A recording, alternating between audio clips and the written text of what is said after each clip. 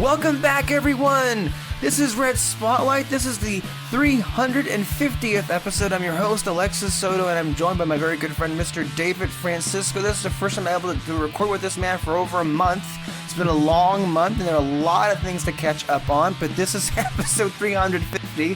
Here we go. I don't know how many episodes we'll ever make, but this is the 350th one, and it's just David and I, but don't worry, we got a lot of things to talk about today that include all of our favorite shows, as it turns out, and some new movies. We got everything from Doctor Who to Agents of S.H.I.E.L.D. to Shang-Chi, Malignant from James Wan, the What If series on Disney+, Star Wars Visions, Reservation Dogs, and Superman and Lois. All of that here and more on Red Spotlight Entertainment, the show that brings you all of the latest stories coming out of the world of movies. David, how are you? How have you been? It's been a long month. Yeah, it has. I'm good.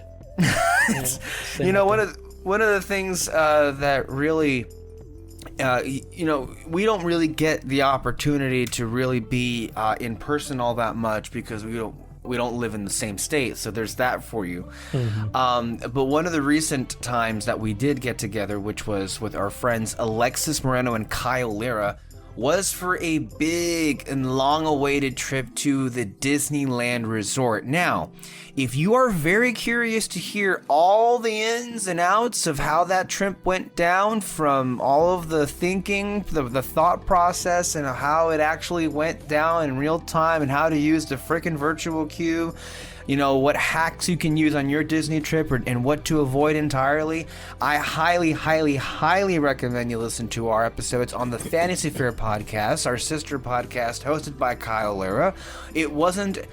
We thought it was going to be, we had enough material for one long episode, and it turns out we underestimated ourselves, and we underestimated how long we could talk for, because we not only had one, but we had two parts. The first part was 2 hours, and for a Fantasy Fair podcast, it's a very long podcast. And then for the second part, it was almost 3 hours. So you can imagine, it was almost a 5-hour-long conversation talking about Disney, which is a trip that we had talked about ever since Alexis, Kyle, and myself first did that initial podcast together. Episode 13, as a matter of fact, all the way back in 2015 here on this show. So you can tell how long we've been running and how long things, we've been friends and everything. But I actually want to use this opportunity, David.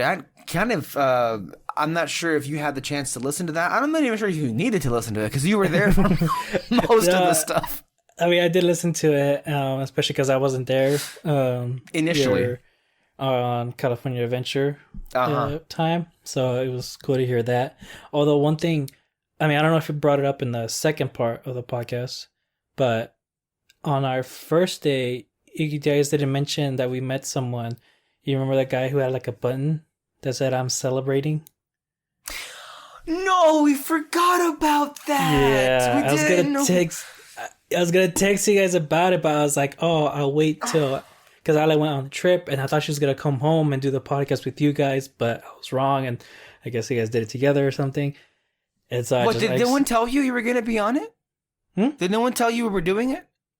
No, I knew you were. No, I knew you guys were doing it, and I know my sister was gonna be on it, but I just thought maybe she's gonna come home first, and then you guys were gonna do the podcast. But I guess she did it on her trip. I guess, I don't know. We recorded it right here in studio, as they say. Yeah, sure. My room is the closest thing to a studio we have. I mean, it looks like it. It's not really, but my room is the place that, all of our podcasts really originated from. Mm-hmm. And when she was here recently over the weekend, we did record it in person. Okay, see, I didn't know that. The second part. Mm-hmm. I didn't know that, so I just thought, I don't know, I had a different process of how I was going to tell you guys, but I messed up on that. But yeah. Please go ahead and tell that story. This is, by the way, we were in Main Street, USA. Mm-hmm. We were sitting down, watching people walk back and forth. And David, you tell it here. Yeah, so Kyle had just gotten his coffee. We're just sitting down, taking a little break and all that. And this guy comes up to us and he asked us, like, are we just sitting here, like, trying to take a break, or are we waiting for a parade or something? And I said, we're just waiting. We're just taking a little break. But I noticed his button, and I was kind of like, oh shoot. But like as soon as I answered his question, he was about to leave. But I was like, oh no, wait. And then luckily you called. You knew what I was doing. You called him back, and he did come back. And I mentioned, dude, your button, like that's awesome. And it says I'm celebrating because I beat cancer. And we were just kind of like, oh, dude, that's amazing. Like you were clapping for him. My sister was almost crying for him and everything. And it was just a nice moment in our trip. She wasn't the only one. I think a lot of us, I mean, I was almost crying too. It's like, oh my God. It was just, it's one of those things that you really, it sneaks up on you because you're not really expecting it. And it's exactly how it, what you described is how it went down. We were just sitting, we were approached by this guy. And of course, at Disney, and generally speaking, people are very cordial. They're very nice about, just like, if you don't know what's going on, which at a Disney park, most people don't know what's going on. Don't be afraid to ask. And we were happy to supply the information. And no, to our knowledge, and it turns out it ended up being true, there was no parade. The only parade that there was for the Halloween party, which is happening across at California Adventure Park. It wasn't happening here at Disneyland for the Halloween time anyway. And so, yeah, just it was a very just to the point, but, just nice exchange of words that we had. And then you pointed out the button. And I was like, wow. Look, it's... The older I get, the more I realize how many horrors actually exist in our lives and in reality. And the more you kind of understand and appreciate the kind of unforgiving nature existence hands us. And I just, there are many times where I think, man, this person could have lived a lot longer, but fucking cancer came and they died horribly. And it makes my heart so full of sadness to hear a whole bunch of stories. And, we've all known that's kind of the worst things anybody can hear is, I got cancer. I know recently a former acquaintance of mine, who I knew back in junior high and in high school, he was recently diagnosed with stomach cancer, and he was on my age. Last I heard, it was a promising prognosis, and things were hopeful for him, and I was glad to hear that. But the thing is, he was going through similar problems that I myself was experiencing around the same time, which was stomach issues. And it really kind of just like caught me off guard. And because of that, I just went to the doctors and I got myself examined and tested, and thankfully everything turned out fine. But it's like, it also just makes you feel, for however grateful you are to not go through that, you also feel like, man, that really could have been me. And also that really sucks for him for being so young and having to go through all that. And this person you mentioned was a very young man. Yeah, I think he might have been younger than us, maybe. Probably. And for him, like, to be celebrating I beat cancer, I mean, that's just... I know Alexis can definitely attest to it, but it was easily one of the most like moving and powerful exchanges with just a complete stranger you could possibly have. And I mean, honestly, I was overwhelmed with emotion, and so was your sister, because I mean, and I'm sure so were you, because it's like one of the worst things that could be handed to you in this life is cancer. And for you to come out on the other end of it and say that, what, I lived, I mean, that's, it's, that's awesome. And I was very happy for him, and I was just, good for him. A friend of my dad's, I know he got diagnosed with cancer. I can't remember what it was, but, I haven't seen this guy in like years and everything. But like, this guy, he's always full of energy and all that. Like, every time we go, like, he became friends because my sister became friends with his daughter. And So we would sometimes like go to his house and all that, and like I said, he's full of energy. He's always kind of like, "Hey guys, how you guys doing?" And just kind of he's always asking us like about our day, what we've been up to, and all that. Even like as little kids. And then then when I finally did see him in person, it was at a baseball stadium, and the dude could like look tired. He could barely stand, barely talk to us, and it was just kind of like, fuck. It was just he was completely different. He was going through chemo. That's why. So it was understandable, but it's just kind of like, dang. I don't know how he is now. I don't know how the whole thing is going, but yeah, cancer's a bitch. And so to see that kid celebrating, he's at Disneyland and all that, it was nice to see, honestly. Yeah. If anyone had a reason to celebrate, it would be him. Whoever he was, I'm happy he's alive. Yeah. And I'm happy he's happy. Man, I don't know. I mean, thank you for reminding me of that. I almost had completely forgotten about that, but that's true. That was one of my favorite exchanges that we, or moments really, that we were able to have. But yeah, it didn't come up, I think, by then, because we had already covered day one, and so we weren't thinking so much about that in the second episode. But yeah, I think what really distracted us was the whole Patrick Dougal and Francis walking past us situation. It was really what happened. But yeah. And so I want to get to you, though. What overall, major props, of course, with your photos. I've been really, hyping up your Instagram on the Fantasy Fair David sketches. Please go and see.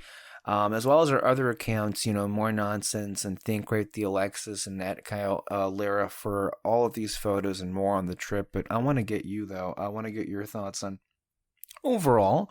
How did you enjoy yourself at the House of Mouse? No, yeah, it was fun. I always love going to Disneyland, and honestly, those times where we like sat around in Main Street or just be on the center, I guess, of Disney. It's always like that. I can just be there for hours, honestly. Don't care about the rides. I mean, the rides are fun. And they were. Yes. And, but yeah, no, it was a good time. I don't think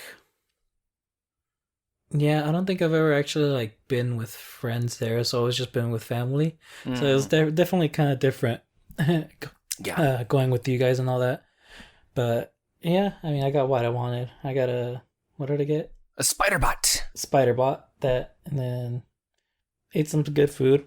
It's always the food for me. The food is great. Yeah. I mean, it's a lot of great, and I really, the rides are great as well. But some of my favorite moments when experiencing a Disney theme park, especially that one, is to just sit around and enjoy and just live in the atmosphere. One of the things that I did the last hour we were there, while you and Kyle were crashing, I don't know, on the floor somewhere by the buses, and Alexis went to go shopping. The last thing I did was I went on Dumbo again one last time by myself, just to see and feel the air in Fantasyland, and it being all alive, and then walk through the castle. And then I really lingered around the Walt and Mickey partners statue, and just see like person after person, couple after couple, family after family take pictures with it and in front of the castle. To me, being in that space, I could spend hours just being there, and just like to see other people's joy. It's just I don't know. That's one of the many reasons why people say that Disney is a magical place. It feels like a magical place because you see, just people exuberating so much joy and energy and excitement and love really at the end of it. That's just, it's captivating. It really is. And so, yeah. I know people, they have their thoughts on the movies of like what Disney owns and everything. And we've had our thoughts of what's been happening with Galaxy's Edge and Marvel Land or whatever it's called. Right. But I mean, in the end, like you said, it's a magical place. Like you almost kind of forget about all that. Why am I thinking of Colson when I'm saying that? It's a magical place. It ain't Tahiti. Sorry, but it's kind of true. It's a magical place. Oh my god. But yeah. So, what did? I think the big thing that we did. One of the big things that we did. There were, kind of a mix and match of new experiences and old experiences. But I gotta get your take on Rise of the Resistance. Yeah. Yeah. I mean, you guys said it best. Like the videos that you see, it like being on it beats it. Like you cannot comprehend how awesome it is by the videos. You gotta be on it and everything. We actually got on it twice. Oh, I got on it twice. You guys got it 3 times, which I mean would be rare, especially like for the whole reservations thing. But yeah, both times were super fucking fun. And I mean, I think Kyle said it, like it's an amazing culmination of everything that they've done into this ride and to make something incredible. It is an incredible experience to be in a Star Wars universe. We really are in it. And oh man, just if you can't get on any other ride, go on this one. Then whoever listening, when next time do your best to get a virtual queue, listen to our Fantasy Fair podcast, or go on YouTube and look up some videos to see how you can get your best chances of getting into that lottery. But it really is an all immersive experience, perhaps the single most immersive attraction I've ever experienced. You're in a Star Wars movie. It's just plain and simple. Like nothing has made me feel like you're living in the Star Wars world more than that. It's fantastic. And your first experience, which would have been our second experience, when we practically had the ride to ourselves, that's gonna live in my memory as one of my favorite ride experiences of all time. It was perfect. Yeah, for sure. All right, so that is Disneyland. Again, if you want to hear more about that, check out the Fantasy Fair. And also, as a reminder, Peter and I got our own thing going on To the Table with our, what he said was the 15th annual Bulloween Spectacular. Of course, it makes no sense, but that's what he chose to call it with, although he would say that I'm making it up, which is so often what he likes to do because he is Peter. What is coming up this month? We've got reviews for James Bond, the 25th film and the last film in the Daniel Craig saga, No Time to Die. We've got reviews for Halloween Kills, the next installment in the Halloween franchise, Last Night in Soho, the latest by acclaimed writer-director Edgar Wright, and the sci-fi epic by one of the best directors working today in Hollywood, Denis Villeneuve, that is Dune, which features so many actors like Timothée Chalamet, Zendaya, Josh Brolin, Oscar Isaac, Jason Momoa, Stellan Skarsgård, Rebecca Ferguson, so on and so forth. That's our fucking October, and if you thought that wasn't enough, we also happen to have, and I believe it is dropping at the end of this week, which by the time this is uploaded, it'll already be on Disney+, but the Muppets are back, and they're occupying the Haunted Mansion, of all things. So it is a jam-packed month of just amazing content. So just keep an eye out for that. And all of our other reviews that we've got going on here. So, I got a little winded there. It's a lot of things happening this month. Let's get on with some big news here. And you and I, Mr. Francisco, are big Whovians. We love Doctor Who. You as a matter of fact. And I think I'm convinced that you somehow willed what we're about to talk about into existence. Because I don't think it was by pure coincidence that you were just rewatching the show for the first time in a long time. And in particular, the Russell T Davies era of the show, which was the first 4 seasons, from 2005, I believe, to 2010. And the big news, which I have to say is something nobody saw coming. Nobody saw coming in the slightest. And this has to do with the fact that Doctor Who is going to be changing the guard, as we said previously, and not to really be too, macabre about this, but we were dancing on the grave that is Chris Chibnall, only because, we personally feel that he has been so wrong for this series. I don't think he, in any of the episodes he's written and in any of these seasons, the magic that really kind of was the glue that kept all this together was just missing, amongst a whole bunch of other things that kind of made the series tumble down like a house of cards, unfortunately. And so when the news came that he was going to be Gonzo, we were like, bye. We're sorry you have to take Jodie down with you, but if that's what it's got to be, fine, we'll cut the cord and let's move on to something else. So with that being, to be clear, of course, there is one final season with Mr. Chibnall and Miss Whittaker, season 13, which, if I'm not mistaken, is still coming this year, here in 2021, and add that to the list of things. And unless they changed it, but we got 3 months. Has there been no announcement when season 13 is happening? I don't really think so. Well, then maybe I'm wrong. Maybe they're gonna air it in January 2022. Maybe. Perhaps that's because I've heard nothing yet, and it seems odd that it hasn't happened yet. Okay. Anyway, we have one more series with them that will comprise of 8 episodes, 7 or 8 episodes. They shrunk down the number of episodes due to COVID. That's what the BBC says anyway. And then also, in addition to Series 14, there are still going to be 4 episodes on top of that. These 4 episodes are not going to be a season end of themselves, but they're going to be basically these specials. These holiday specials are just like special episodes, kind of what Mr. Tennant received when he was exiting his tenure as Doctor Who. Mm-hmm. So with all of that, attention really kind of drew to who would be the person to take on the duties as showrunner. Mm-hmm. And the person that was announced, again, I want to reiterate, nobody saw coming, to the point that I feel pretty confident in saying it is, without question, one of the most surprising announcements I've probably have ever heard. It's one of those things that when you're on Twitter and you're scrolling through your feed and you look at it and it's like, this is a fake, right? Because, there's some accounts out there that intentionally troll people and you're like, yeah, sure, huh, you got me, whatever, let's move on. And then you keep seeing it and it's like, wait, is this shit legit?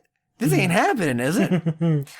And this is the news. Russell T. Davies, the prodigal son, as they say, has returned, and he is going to resume his duties as showrunner of Doctor Who starting in season 14 and beyond, as they said. As he so infamously put down in that line of dialogue for David Tennant at the end of season 2, and I believe in also other seasons. What? Where did this come from, David? What is this? I don't know. I mean, honestly, I was kind of like, I actually. So when it was announced Chibnall left, I just saw some theories. People were making that the show was just going to be on hiatus, and I assumed the same thing. Like, just give it a little break, let them figure out what to do next or something. But literally, I don't know, maybe a few days after I saw those theories, it was announced Russell T. Davies was returned. So I was like, oh, okay, that's not happening, I guess. And I was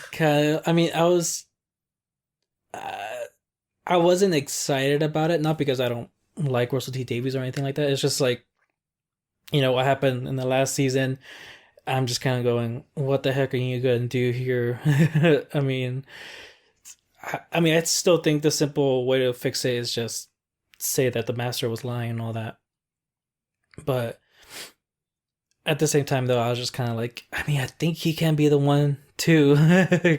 Kind of. You mean address the inconsistencies or the controversial nature of the timeless child storyline? Yeah, I think a possibility altogether would just be to ignore it. I don't know. It's just, I mean, a part of me, yeah, that's the easy thing to do. But then the other thing, though, is just that I don't want the assholes on the internet who didn't like Whitaker to win. So of course, I'm just kind of like, come on, T. Davies, you can do it. So I'm just gonna have hope for that. And so, yeah, I don't know. I think the only way I would be okay with it if they just ignore it would be if the next Doctor is still a woman, just to kind of be like, okay, we still got this. How thing could they going. not, though? How could they not? Like, after, I feel like there's so much, like, you see how much, pressure the Broccoli family is under to, like, cast a woman as the next James Bond. Like, it keeps coming up. There's, like, this campaign for it. There was such a push for a woman to be the Doctor Who that they actually did with Jodie Whittaker. It just seems like, I don't know how I feel like you can't, from a optics standpoint, be the BBC and seriously be considering hiring a man unless the actor was really, really good, and be willing to take all the heat you're going to get for it, because it's just going to be a bad look. Mm-hmm. I think automatically what's going to happen is, if they cast a guy to be the next Doctor, no matter how good the actor is, and it's not on the actor, and honestly, it's, to an extent, it may not even be on the studio themselves, because it doesn't really matter what anybody does. The enforcers of the alt-right agenda, like Clownfish or Geeks and Gamers, they're gonna take what they can get and they're gonna give their own narrative out of it. That's what they are. That's what they do. But honestly, like, with you casting a guy immediately after the first female Doctors series really didn't come together at all, you're kind of basically handing those terrible, heinous individuals, you couldn't give them a bigger victory if you gave it to them on a silver platter, if you do that. And that's exactly how they'll take that news. It's, oh, you see, we were right. The problem was, you shouldn't have asked a girl to be Doctor Who. Yeah. And then that's going to create a whole other shitstorm. Mm-hmm. And there are people who absolutely love Whittaker, almost even saying that she is, like, the best Doctor. And debatable. But, and so just, if they did make the next Doctor a guy, it's just kind of like, you're throwing the ball here. Come on. Whittaker, you're really screwing up. I don't hate Whittaker. No, yeah. I think to me, it's like, I like her. It's just that I hate everything else around her. Yeah, no, it brings everything down. I said it. No, okay. Oh my gosh. This is the thing I hate. So, there people are saying, like, oh, like I said, making the Doctor female was going to be a disaster. Doing this, it's just gonna, it's gonna ruin the show. And one, I don't see how turning her female is gonna ruin the show. I don't see how that's a failure. Two, I don't think it's fair to say whether this was a win or a lose if it never really got a chance to, like, prove something, because, like, it's almost like someone told me, hey, make this pie. I'm like, okay, yeah, sure, but add mud to it. I'm like, how is that going to be good? Like, I don't, like, what? And someone goes, see, this is why you're the worst chef. I'm like, I never even got a chance to make something good here, And that's with Whittaker. That's Whittaker. Like, I never got a chance to, like, prove my acting chops and all that. It was just horrible writing in the show with the dialogue and everything. The worst scene, honestly, I hated it. It was with who's the older guy in the group? Graham. Him. So there was an episode where there was this fear that the cancer I was gonna come back, speaking of cancer. that he just had this fear that it was gonna come back, and then he tells the doctor like, "Hey, I don't know what to do. Like, I don't want to worry, but what if it does come back?" And she just kind of this is literally the dialogue. I'm just gonna go up to my console, press some buttons, and yeah, that's all I'm gonna do. That was literally the dialogue. When I don't know, I could be wrong, but I feel like the other past doctors, they would have been like, I can just take it to the future, right? And like cure cancer if you get it. I feel like they would do that, especially because it's a companion. Mm-hmm.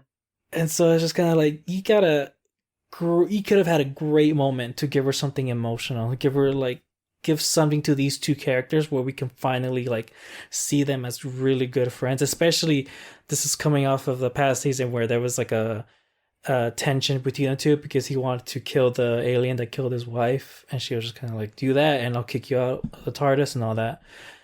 And so I don't know, Chibnall is, I'm sorry, but Chibnall's not a good writer. Like, this was bad. I even like when rewatching the past seasons, there were some episodes I saw like written by Chris Chibnall, and I was just like, bleh. And like I'm watching the episodes, and I'm kind of like, okay, these episodes are fine. Like, what is it? And it's because different showrunners, they were probably like, you gotta fix this, bud. So, but even then, you notice in those episodes that he wrote, they were fine. They were fine. They were far from my favorite episodes. Like all of the episodes he's written are some of the most whatever stories in Doctor Who. And I mean, I'm talking about before he became showrunner. Yeah, and honestly, like I don't think those episodes were even important to the season because like each. Never mind that. Never mind them being important to the season. Were they even important to the character development? I don't think so. Then what was the point? Yeah, they probably just gave him the whatever episodes and be like, hey, do whatever you want. And again, maybe it's because of the showrunners, but they were probably the ones looking over and being like, this is bad, you gotta fix this, this, and this. And they made a decent episode out of it. But yeah, it's just, I feel so bad for you, Whitaker. Yeah, you deserve better. Yeah, no, I really couldn't agree more with everything you said there, David. I think that's exactly right. And so I think going back to the whole thing is, just to not give the right that victory, you really should look for someone else, another woman to be the doctor. I would also, and as I've been insisting, I would say look no further than Hayley Atwell. But then again, that's just me, right? I feel like that's just such an obvious and easy choice. Mm-hmm. I'd love to see Emily Blunt do it, but she's too big to do that show, unfortunately. Yeah. She really is, but she'd make an amazing doctor, wouldn't she? Mm-hmm. Emily Blunt. I love Emily Blunt. I don't know if they'd seriously look at a guy. I personally, it would not offend me, but it would just make me annoyed that the right was given this grenade, or not this grenade, but this victory that they can claim. That would be it. And I know Ben Whishaw has long been rumored. Ben Whishaw, if you know that actor, if you watch the James Bond movies, the new ones, he plays Q. Actually, you did see something with Ben Whishaw. Speaking of Emily Blunt, he played Michael Banks in Mary Poppins Returns. Yeah. Ooh. He'd be good, actually. Yeah, he actually would be a very good doctor. Although I think some people would say maybe he would be too similar to Matt Smith. Then again, a lot of Jodie Whittaker felt like a lot of Matt Smith and David Tennant smushed together. I'll just be honest, with some of her like tendencies as the doctor. So I guess we can put that. Other actors, I don't know. I personally, I love a lot of British actors, as a matter of fact. I don't know if they'd be perfect for this, but I love Josh O'Connor, who recently won his Emmy for The Crown, who played Prince Charles. You've seen that season, right? Yeah. Okay, some of them. You've seen him with it. Mm-hmm. There is also he's been doing a lot of BBC stuff lately. So Ian DeCastiger from Shield, he's been doing at least 3, if memory serves correct, 3 or 4 now projects exclusively with the BBC, all of which have been miniseries, all of which have been received very well, all of which he's been, acclaimed. He really, people don't know this, but really fits his most well-known role, but he's a highly respected actor in his own right, especially in his home country. And considering how, close he's been with the BBC lately, I wouldn't put it out of the realm of possibility that he would not be in consideration for it, or he could also be a great companion. I could also see him as a great master too, if they want to go in that direction. But would I love an Ian DeCastiger Doctor Who? Where can I buy my tickets? That's what I would say immediately right now. I don't think it'll be him, but I wouldn't be surprised if he was being one of the ones that was considered, because from what I understand, he is one of the slow burn-ish rising stars. Coming out of the BBC and everything. And he already has a high profile through Agents of S.H.I.E.L.D., which we'll discuss in quite a bit, in a little bit right now. So that's all I have to say on the casting. So back with the showrunner. This was surprising because it's never happened before. Especially not in the modern era. We've had 12, 13 seasons split across 3 different showrunners. With Chibnall leaving at the end of his 3rd season, and I think this really speaks to how tumultuous this era has been, and then maybe also how maybe he's not really all that in it, but him leaving at the end of his 3rd season would make him the showrunner with the least amount of time and seasons. Moffat, I believe, right now is the most with 5 seasons, and then Russell T Davies has 4 seasons, but then there was also, I guess, a 5th year because of the specials. So there is that. But it's never happened to where even if you, and I know this because I've done, I've looked at some documentaries about the old Doctor Who. It has never happened where an old showrunner that left the series then came back to take over the reins once again. So this is history for a show that's almost 60 years old right now, shall I say. So is this good news? Yes. I think I would say overwhelmingly so, it is good news. But there are some drawbacks. The first of which, before we get to the exciting stuff about it, I do agree with those that have said that the fact that BBC did this really speaks to how it speaks to how they kind of don't know what to do anymore with Doctor Who.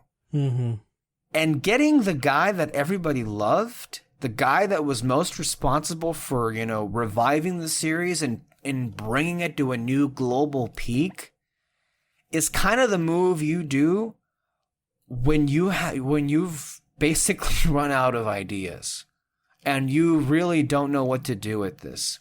I do not like to bring up this comparison because it ended up being horrible, but this really reminds me, and dear God, whoever's listening, I don't think it's gonna.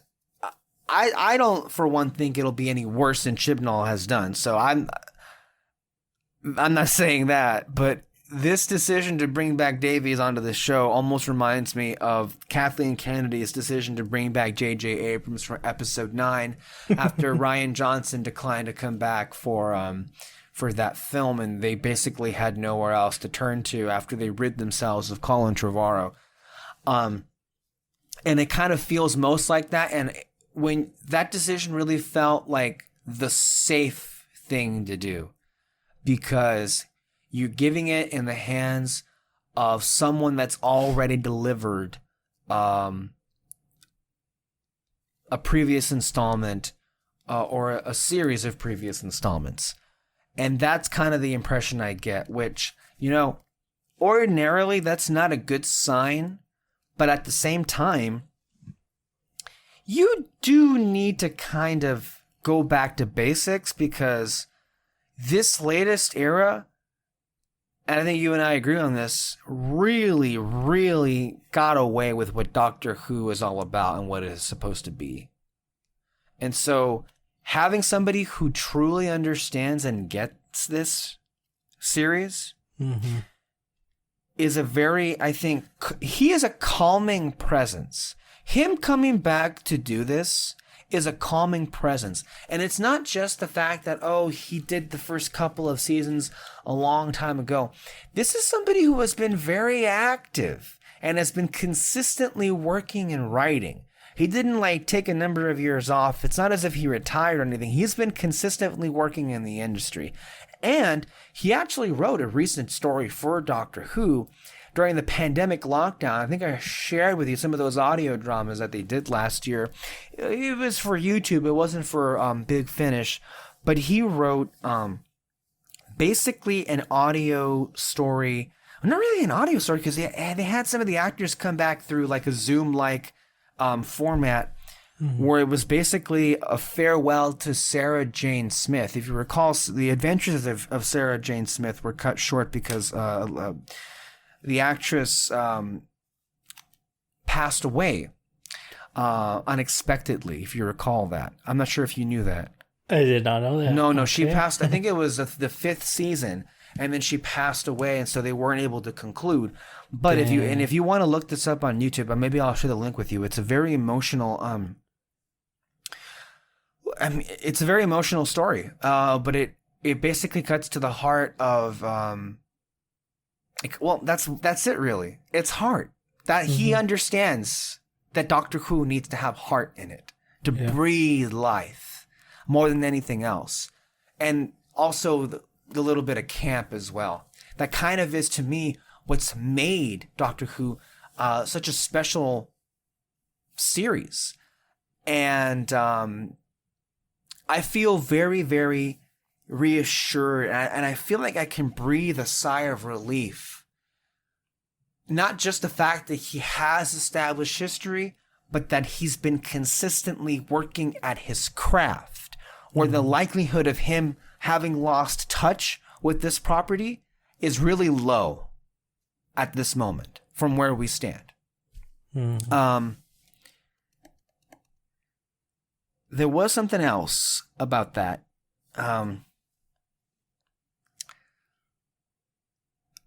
It is, and I think it also plays with the idea that the BBC must have been nervous and they must have not known what to do, that they went back to, an old friend. But I think it's a really, because of how outlandish it is in and of itself a bold move. You really are doing a course correction with Mr. Davies. At the same time, the fact that you're always looking back, as franchises usually do, to find the answers there instead of looking forward. Star Wars has this problem where they're always and consistently and perpetually looking back at what made the original so great and doing their best to replicate and just copy that formula, and even getting the exact same people who are even alive to work on it. It's another franchise in this never-ending cycle that just refuses to look forward and try something new and go with some new ideas. That is not to say that Davies doesn't have anything new to say. He probably does. It's been a long time since it's been over 10 years. Yeah, that's a matter of fact. So much has happened. There's a lot of things that he can pick up on, not just of what's been happening, or maybe some stories that he couldn't get to during his time. I don't know. So, I don't know. How do you feel about Davies coming back? And you recently rewatched his work, and are you excited to see him back? Yeah, I am, especially because rewatching the last season of Tenants, and that just that whole episode of like going up against Davros and all that, like it's incredible, honestly. Like everything that he was able to build up, and I mean, who was the next one after him?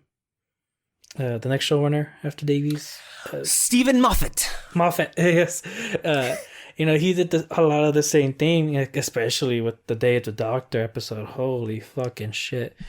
Like the both showrunners were able to do so much with that show, and almost in a way set up very little, because it was just like, okay, here's this character, we'll see what we do later, and they just come up with something incredible towards the end. And so that's really all it is with Doctor Who. Chibnall couldn't do that. I'm sorry. And so there's not really, and for for us, we're thinking like, oh, is he gonna correct what Chibnall did, or he's gonna fix whatever Chibnall did? It's very easy for him to do. Like I said, it's just little things to set up throughout the show. It doesn't have to be a setup. It could just be like a little conversation to the side that we can just go, oh, hey, look at that. It's ignored now. And so I think he's just gonna. It's more just curiosity. It's like, what the heck are you gonna bring to the show?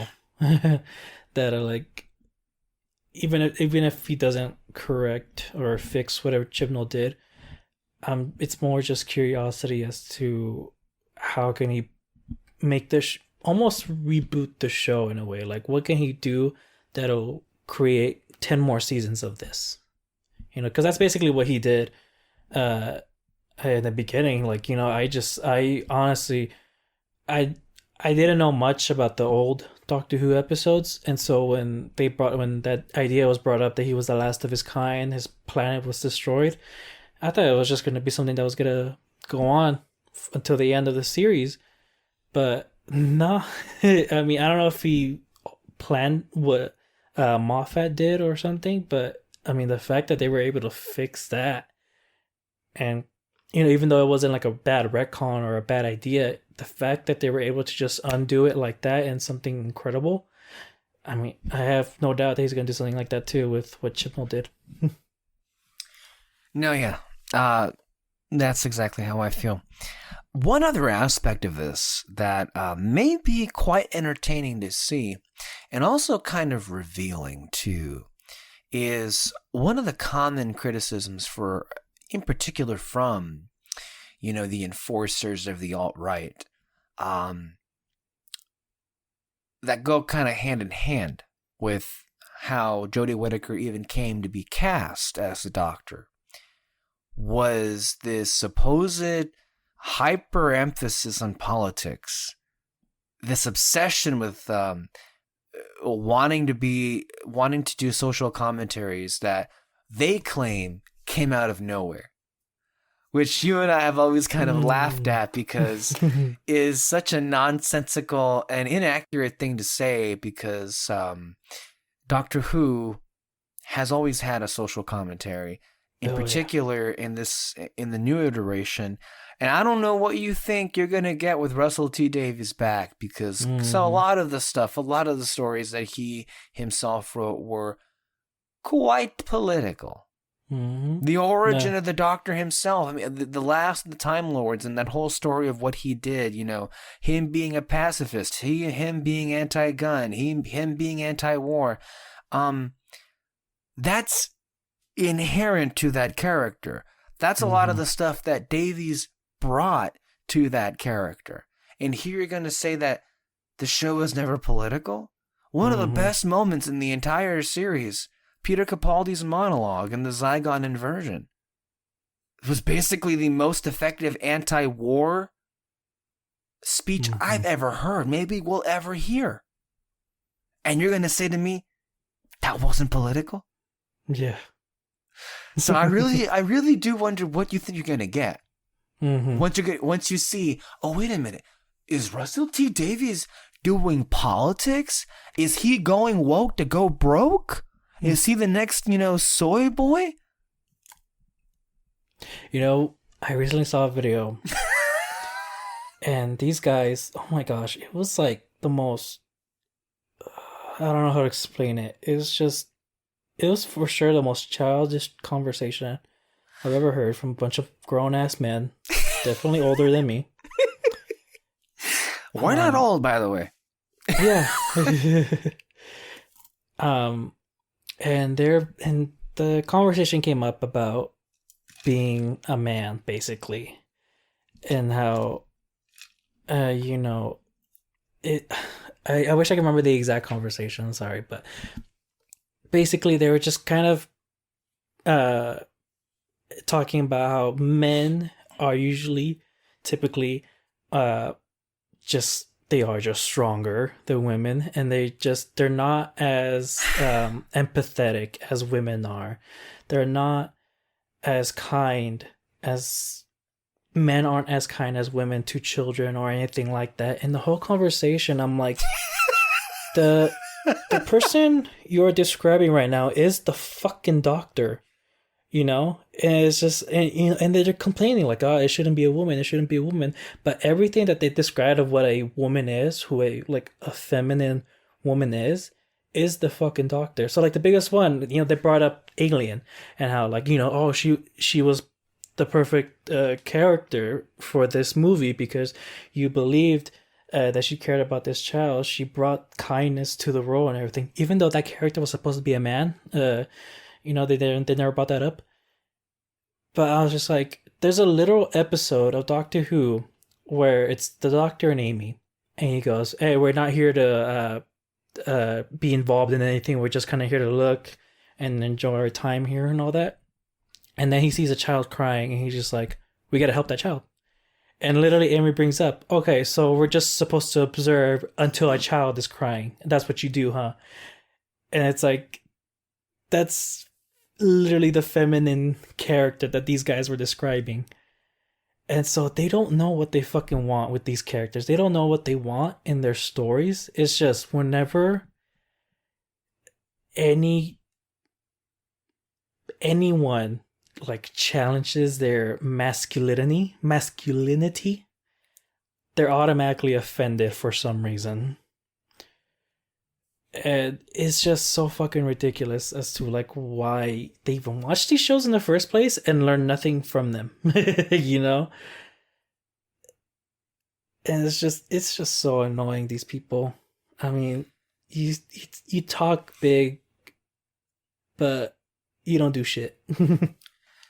I'm just trying. I'm sorry. I can't get over the irony of what you even started that sentence with, David, when you said, well, I guess they were trying to make the case that the reason why men are stronger than women is because they lack empathy and they're not kind.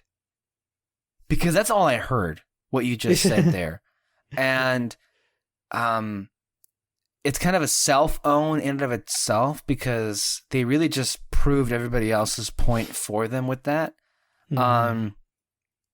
There's just this deranged and dangerous sickness that people have with their toxic masculinity, and then wanting to impose that will on everyone else.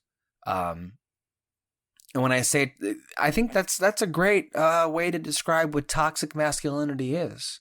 You prioritize brute strength above everything else, and you automatically put something like empathy and kindness in a category that you designate as for weak people. Mm-hmm. And I think if that's someone that, if you're someone that thinks along those lines, well, I think you've done a pretty good job of telegraphing to the world exactly what kind of person you are. Mm-hmm. You know, the other funny part about that video? I'm not kidding you when I said that these were grown men. Older men. Oh, okay. I mean, I wouldn't say... Well, actually, no, there was one guy that was pretty old. But I'm talking about they had like white hairs coming out and everything.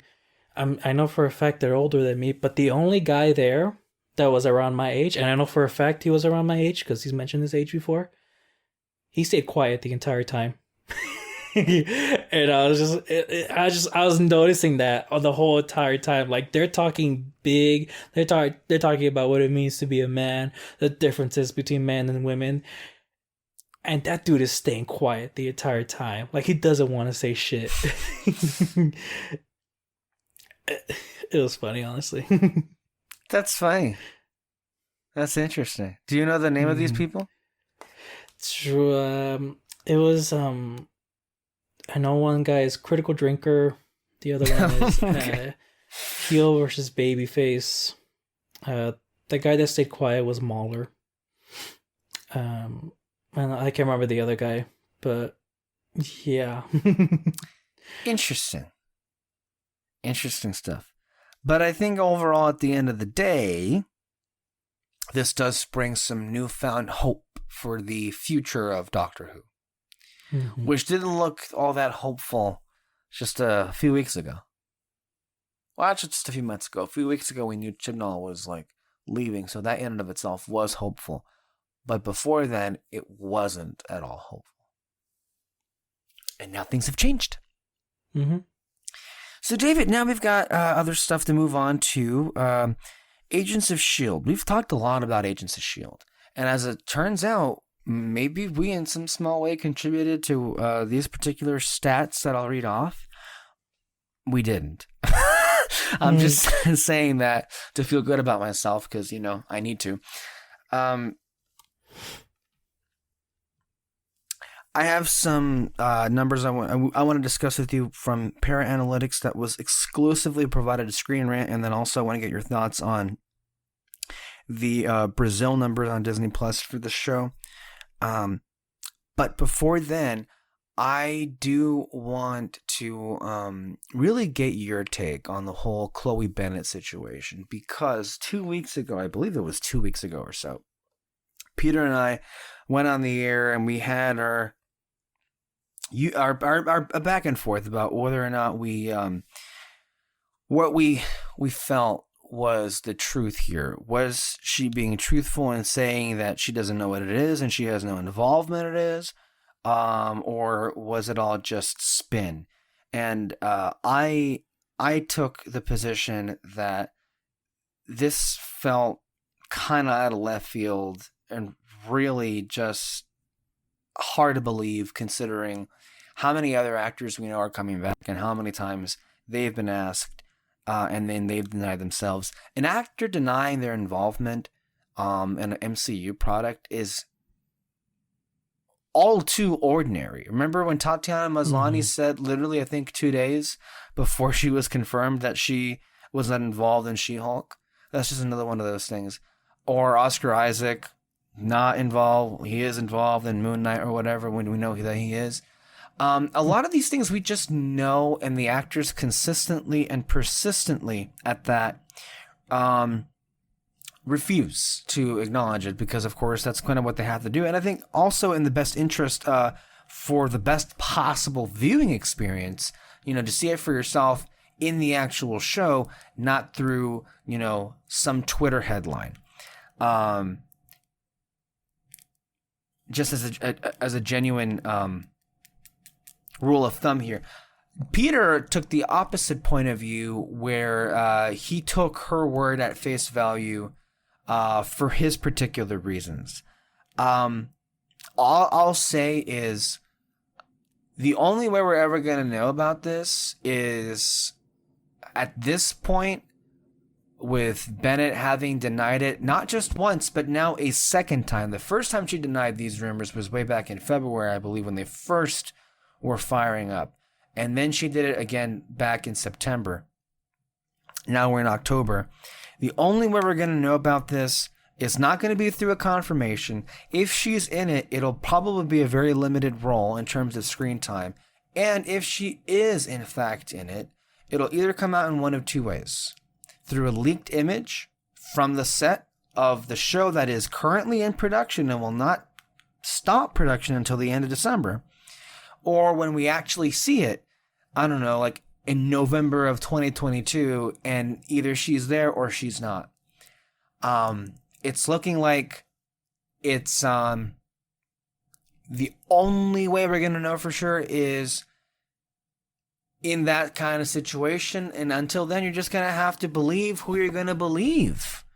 Whether or not you believe, Chloe Bennett and what she's saying, or if you believe the other outlets that insist that she is going to be in this Secret Invasion series alongside another individual who has not really come out strongly one way or the other, and who was most recently teasing hints about what he would be in, and that is Mr. Clark Gregg himself. David, I want to defer to you. Where do you stand on all of this? So the first thing, I never trust anyone in Hollywood, what they say. It's just, I mean, for one thing, you never know if things are just not gonna work out. Someone could say, I'm making this movie's done, or movie's not gonna be made, and so it's just whatever they say. I just kind of go, cool, I'll wait till I'll believe it when I see it. Basically, that's always my mentality. Even with all the rumors of No Way Home, it's just I never really have much to talk about because I'm just kind of I'll see it when I'll believe it when I see it. Even if you can have fucking pictures on set and everything, I'm still gonna be cool, could be a fake out. I don't know. It's just. It kind of just means nothing for me, whether or not it's true. And if it is, hey, cool. That's the scene where that picture was taken from. Cool. So, yeah. And then, so with Chloe, I mean, it could just be her, wanting people to just leave her the fuck alone. Because with Andrew Garfield, I think it's mostly easier for him to kind of play along, I guess. Whereas with Chloe Bennett, though, there's some people who are adamant whether or not Agents of S.H.I.E.L.D. is canon. And so I feel whatever answer she gives, whether she's being playful or not, I mean, you never know how people are going to react. I don't know if we've actually mentioned this before, but there's some assholes on the internet. Oh my God, there are. Yeah. And, every once in a while, you get some people who just take things too far, like the thing with Chloe Bennett, where they're just going up to her and be like, "Are you in the show?" And she's gonna while she's purchasing tampons. Yeah, at Target. It's just, it's very understandable that she's just be like, "No, I'm not gonna be in it. Leave me alone." It's just in that moment. Who knows? So whereas with Andrew Garfield, he was being interviewed. It doesn't really matter whether or not he's in the movie or not. They could do something. They could do some CGI stuff. He could be telling the truth. He could be lying. But it's just, there's not really much to go background with, I guess, with him with whether or not he's going to be in No Way Home. You know what I mean? Whereas, again, with Chloe. Yeah, look, there are a lot of rumors out there swirling around, and I guess, and I hope that I made my frustration with it very clear on the last podcast. I discussed this with Peter, but it's, I for one would be, very disheartened if all of those rumors ended up being true, except the one. If because I was also just kind of flummoxed. Okay, so Matt Murdock's Daredevil is just going to be in the MCU now, and he's just going to be there as if he's always been there. Okay, but if he gets to come back, what about the others? And when I mean the others, I mean the S.H.I.E.L.D. team. What happens to them? Does that open the possibility for them to also come back if for whatever reason it's not going to be in Secret Invasion? Although we should say that as there have been rumors that, Garfield and Maguire are coming back to Spider-Man No Way Home, Daredevil's coming back and Punisher's coming back. That's a recent one I saw. Ghost Rider's coming back. Jessica Jones. Everybody's coming back. That's what it is. Mm-hmm. It would be very and truly disheartening if every single last one of those ended up being true, except for the Agents of S.H.I.E.L.D. That would at that point that would feel very mean and intentional at that. If that's kind of what happened, if that's what ends up happening. But there really isn't no way for me to know. I mean, I feel like before Bennett even said anything, we felt like it looks like it's coming together. And then she went on Instagram and it kind of derailed that whole, I guess, feeling of it.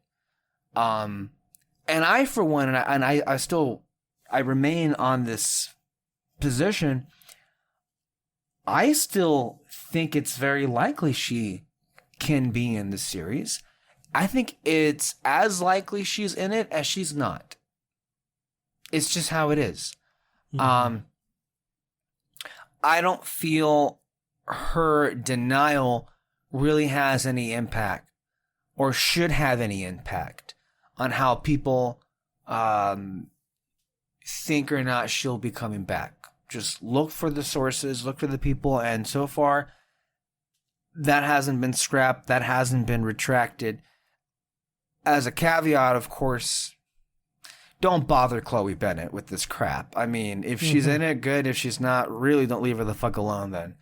I think that's kind of what's most important here, clearly. But I don't know. Like, I feel like too many actors lie when it comes to their involvement in projects for anyone's word to ever really be believed. So why would you? That's kind of where I come from, you know? It's like, oh, that's nice, you gave an opinion. It doesn't mean shit, but it's nice that you gave your opinion. I mean, from the actor who's involved in this project, whatever it be their, you know, their ultimate role being. So, anyway, I guess we'll have to wait and see how all this pans out again. Now, on to the other stuff. I want to ask this question of you. Well, actually, let me actually pull it up here. Because a new study came out today, as a matter of fact. And it comes to us by FAIRE Analytics, which, if you remember that name, and I do hope you do, I don't mean you, David, I mean the audience. If you've been listening to our shows for any number of time, any number of shows for any period of time, especially this year, we've been talking. This is a study that initially came out in 2018. A study that the whole world forgot even happened, because in 2018, FAIRE Analytics revealed that Agents of S.H.I.E.L.D. was the most popular Marvel show around the world. Now, again, this is before the Disney Plus shows happened.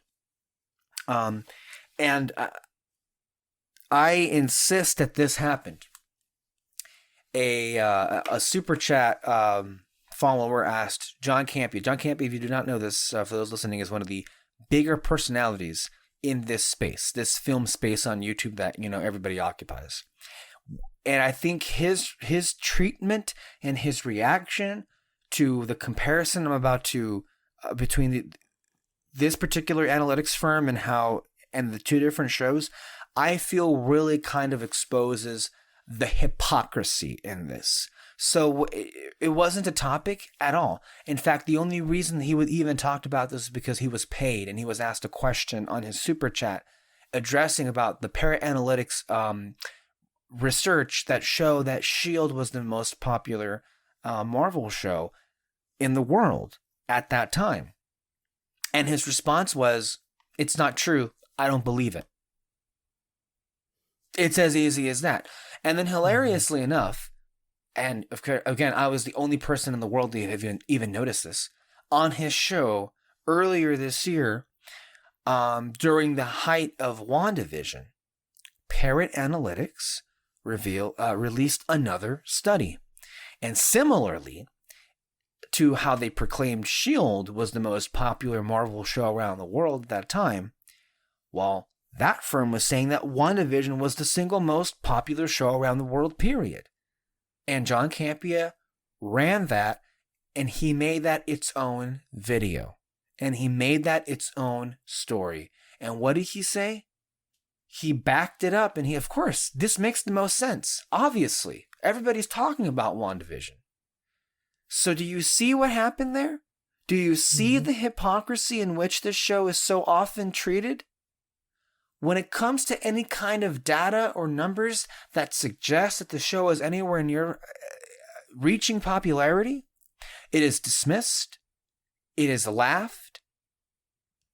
I think he even had a question on his show recently about the rumors of Chloe Bennett coming back, and he was like, oh, hell no. It's treated as a joke. And yet, when it came to WandaVision, which all of them saw and all of them to an extent liked, oh, of course, these numbers make sense. It's the same fucking firm. It's the exact same fucking firm. You really couldn't make my point more than how Campea did it right then and there. So, that's the opening salvo for this. So this is the latest stuff that came out. Actually, this was published 15 hours ago today here on Screen Rant. And this data was provided to them exclusively only to them.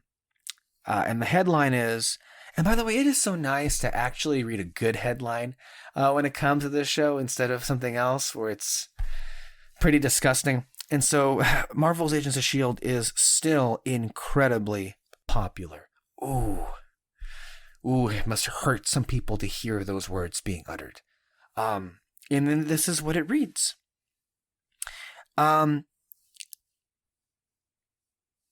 Oops.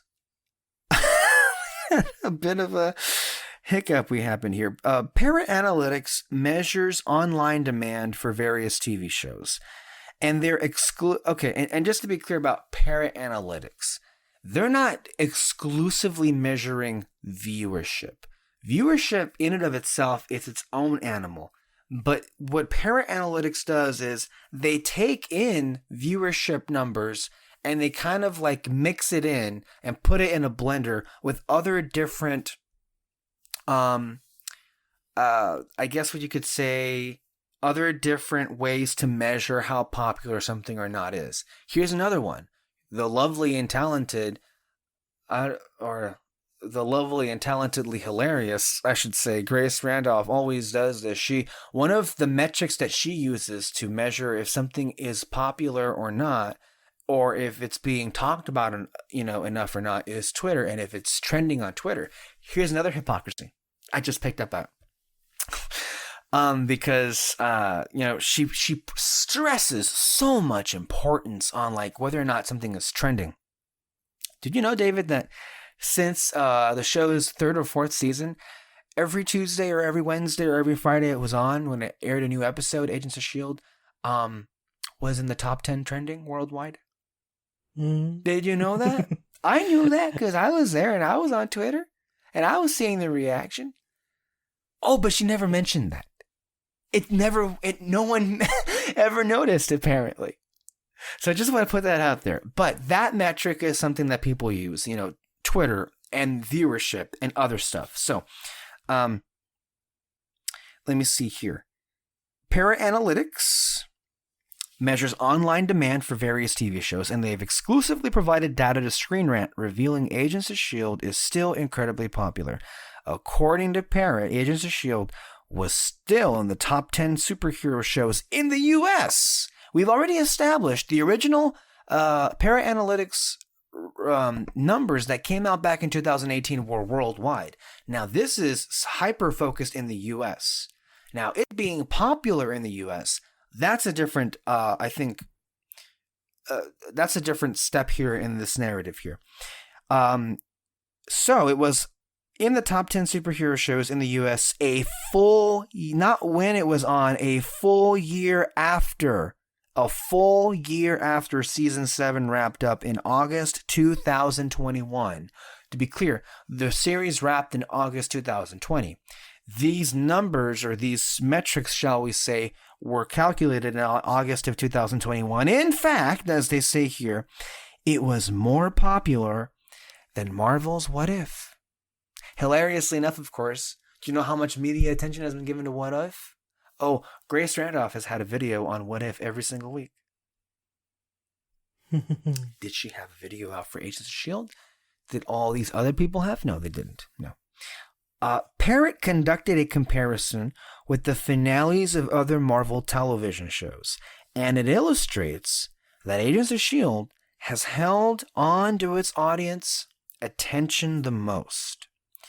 Viewing figures for Agents of S.H.I.E.L.D. were never through the roof. This is true. It was never a ratings darling. In fact, it proved consistently that it was one of the lowest rated shows on network television. This is me adding in here.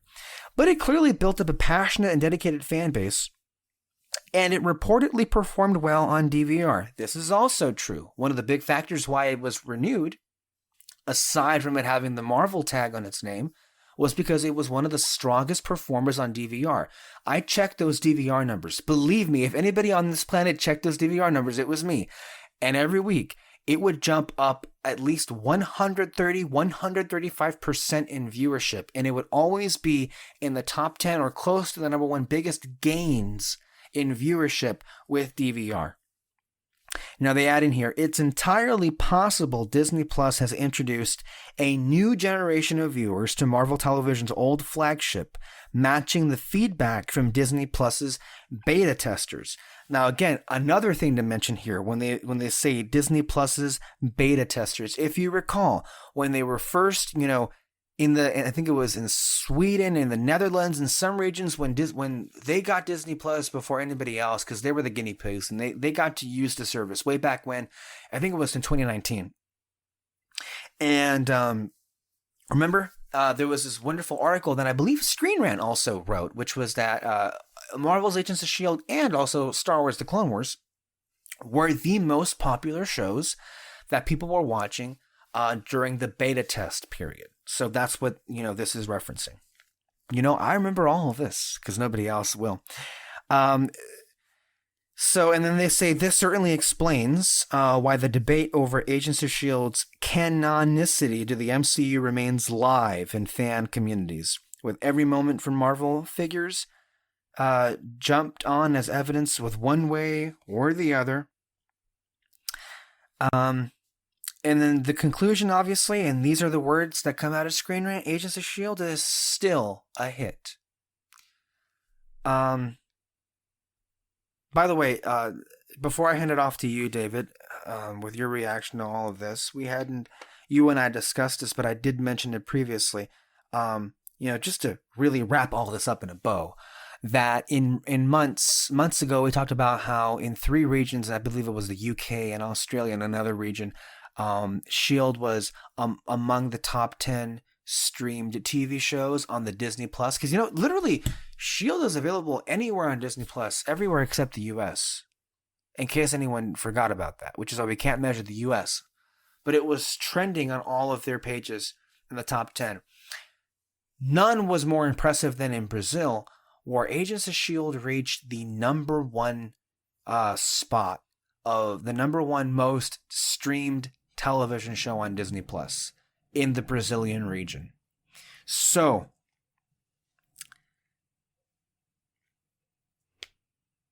I don't know, David, but it seems to me the show's kind of popular, right?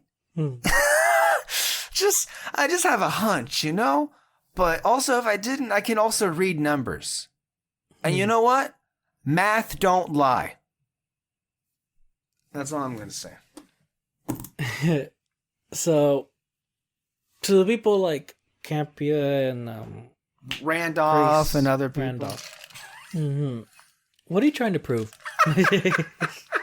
Like, nothing about this show, like, retcons anything from the MCU. At least I don't think so. The show's good. It's just, it's just a little fun show that likes to connect stuff to the MCU.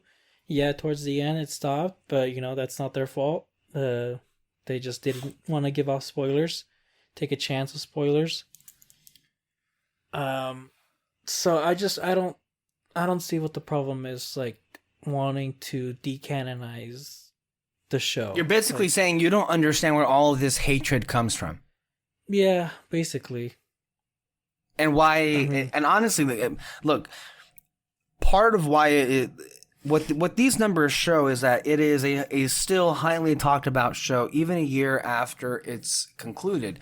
To which we really shouldn't be surprised, because it wasn't just, why were we talking about it? Why are we still talking about it a year after it ended? We're not the ones that keep bringing this up. Everybody writing all these articles, and their mom, and the media, and the film press, Screen Rant, Comic Book, comic news sources, all the other ones. How many articles, David, have been written just this year that was involving the canonicity of Agents of S.H.I.E.L.D.? I have lost count. People wrote 1,000 articles. When you search on Google Disney Plus Brazil Agents of S.H.I.E.L.D., you know what you don't get? You don't get the news that it hit #1 in that country. No, you will not find one article that says that. What you will find is 100 articles that say, oh, the Disney Plus version of the Brazilian version of Disney Plus, they moved Agents of S.H.I.E.L.D. to a different playlist that we feel means they're trying to say it's not canon. You'll notice, of course, that weeks later, when Agents of S.H.I.E.L.D. was moved out of that playlist, notice how there wasn't a single retraction. There wasn't a single article that addressed that. And you know what? What's interesting, I think, if I'm not mistaken, in the UK, I saw on the Reddit page for the show, the Agents of S.H.I.E.L.D. is used on billboards to promote Disney Plus. Billboards!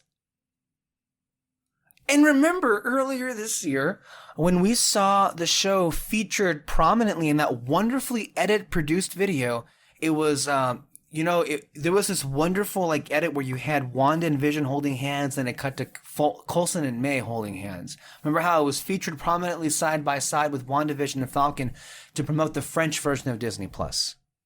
Mm-hmm. It's like, how many, I don't know, how much more proof do you need? Right? And I guess where my frustration comes from is what you said. It's like, to the big personalities that have such high audiences, it's, in my view, really kind of misinformation to say that just because of anecdotal evidence, just because you don't know a single person in your bubble, in your periphery, that likes the show or watches the show, doesn't mean that it's not popular. Just because something isn't popular in the US doesn't mean it's not popular, period. And why it matters so much for people like you and for me is because we love this show, we're passionate about this show, and it also, any kind of proof that we can to really push against the narrative, at least for me, I appreciate, because of just years and years and years of disrespect. Complete disrespect. And if you think this is some kind of, I don't know, vast right-wing conspiracy, as Hillary Clinton said, thousands of years ago, just go online and see for yourself the hostility among some Marvel stans. In particular, anytime some Agents of S.H.I.E.L.D. fan wants to oh, does this mean we're finally included? No, of course not. It doesn't mean that. And then of course there's a whole unfortunate war happening online. But that's not even where it starts or ends, honestly. It comes back to those personalities. Campy has been trashing the show for years, and that's fine. If you don't like the show, fine, whatever. You don't have to like the show. I'm not asking you to like the show. I'm just saying to acknowledge reality. That's all. In Grace Randolph, in particular, I'll give her credit when she, when she doesn't like something, she doesn't like it, but she'll acknowledge if it's popular. Well, I'm still waiting for S.H.I.E.L.D. and everything. And, one of the most infamous, I'll never forget when she said, that if Kevin Feige were to bring back the cast of Agents of S.H.I.E.L.D., they would bring down whatever show they would be a part of. They would single-handedly bring down, because they were too TV. She said that the cast of S.H.I.E.L.D. was too TV, to mix with any of the other cast, with the Marvel Studios proper.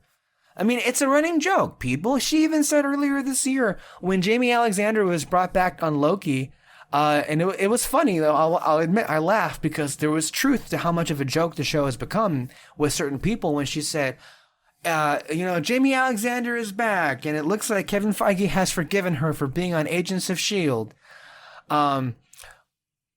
And I guess people are just going to ignore it, and I've been sharing them with you, David. There have been some recent clips of Feige from years ago that have been resurfacing, where he used to be asked questions about the show Agents of S.H.I.E.L.D., and he would comment. And I think there was one recent one I shared with you where he actually said it through his own words, that the shows, the Netflix shows and S.H.I.E.L.D.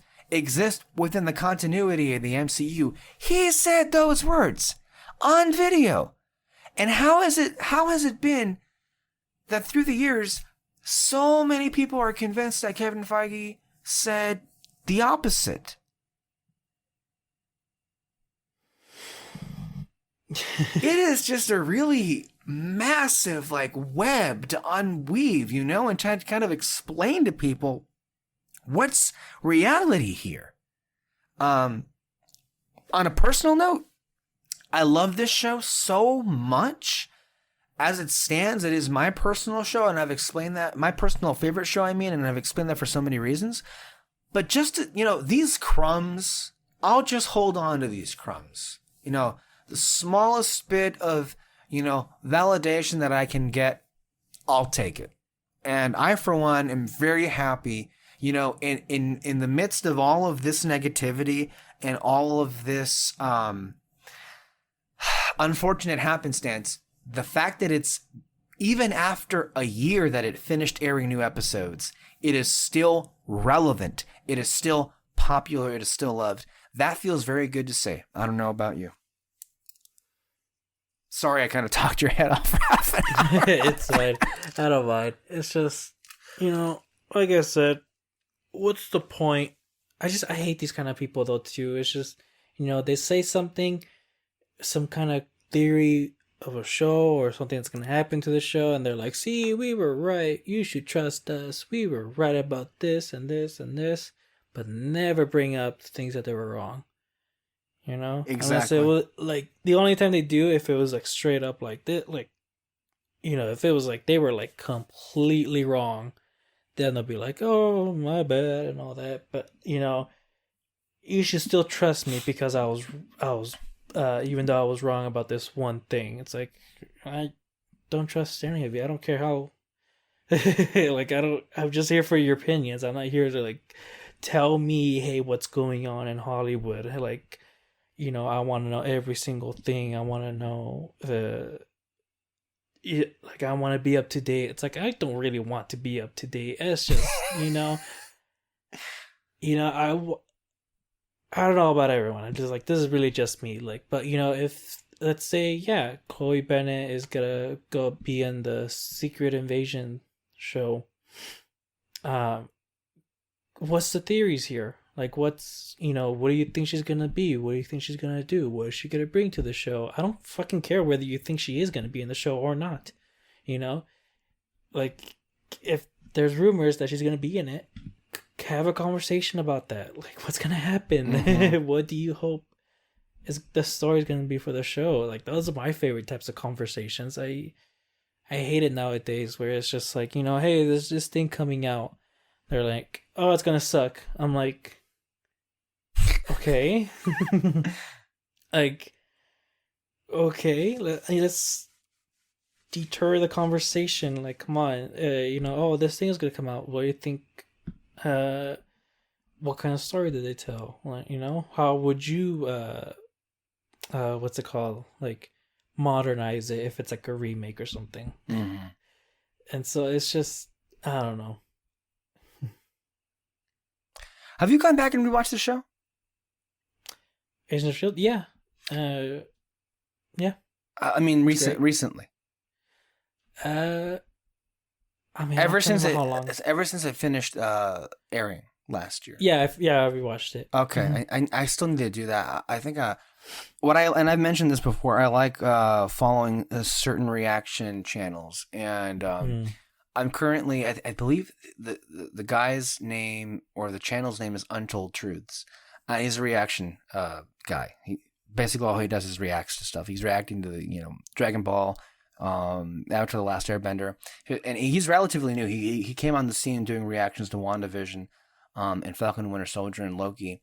And he was actually, even though like he understands like there's like disputes of canon or whatever, he was really curious to do the show because of Coulson and everything. And he's a big MCU guy. He watched everything except this. And so I'm kind of like reliving this show through his eyes, through somebody new. Season 1, which are, the toughest days the show's ever seen, and he's loving it so far. So, and let me tell you something. Cool. Those episodes engaged me for whatever reason. Otherwise, I probably wouldn't have made it all the way through to when it really got good. So no, yeah, it was honestly just the characters themselves. Like there was, oh my gosh, I like rewatching it and seeing Fitz and Simmons. Mm-hmm. Yeah, like those two being super goofy, and then what they become by the end of the show. Mm-hmm. Like it's almost insane to see, and then they bring up that like they'll have this conversations of like, yeah, he's just my best friend and all that. I'm like, he's the love of your life, girl. You know and what? Then, go ahead. And then seeing Daisy, she was just a hacker. Mm-hmm. She had no idea about any of this, and then by the end of the show, she was a pro at it. She knew what to do. She knows like what she was a superhero. She has like these. She was a superhero and all that, and so it's just. Even, and then towards the end, whenever she would do like a hacking thing, it is kind of nice seeing that. But like before though, like that was just her thing, just hacking, and like knowing some of, I guess, like underground criminals and all that. So it's just it's fun to see like where they came from, basically. Speaking of crazy, can you believe it's been well over a year since that show ended? Been a long year. Yeah, it really has. And then one final thing, did you see that edit I sent you? The edit? There was a recent... Oh, yeah. The one that's basically connecting all... Did you make it through without getting your head, like, your brain melting? It, like, melted halfway through, I think. Can you... First of all... Whoever did that, props to you, man. Props to you for just doing that and putting all the pieces together. Basically, I would really implore everyone to go out and watch this if you're a fan of the show. They basically put together the events that happen in chronological order, from the final moments of season 6 and then basically the entirety of season 7. In particular, the final moments of season 7. Because there's like a time... I'm not sure if it. I don't think it's a time loop. It's more like a time adjacent. I don't know what to explain it. I'm honestly not even sure what I saw most of it, but it did make my head hurt in a really cool way. It's like, holy shit, how do you even like think of like putting all this together? And it also just makes you kind of appreciate the writers themselves. Marissa Tancharoen and Jet Whedon and Jeff Bell and all their other writers, how they were able to craft this like. And not like could you imagine writing something like this? Like especially when you're dealing with this kind of time travel and then like it paying off in such a wonderful way. Doctor Who does that all the time. Yeah, all the time. Yeah. So yeah, I would go out and watch that video. I'm glad you enjoyed it. Mm-hmm. Okay, let's get a move on with some of the other stuff. What if we talked about it right now? What If, currently the second most popular Marvel show. Kidding. Well, maybe it turns out not. At least not in August. So, let me tell you something about What If, David. This, the last time you and I talked about this was just the first two episodes. And it was generally positive. Not overwhelmingly, but generally positive. I feel like, the conversation around this show has taken a turn. Mm-hmm. Has taken a big turn to where it is right now. I am very understanding and very much in full agreement with the detractors of the series.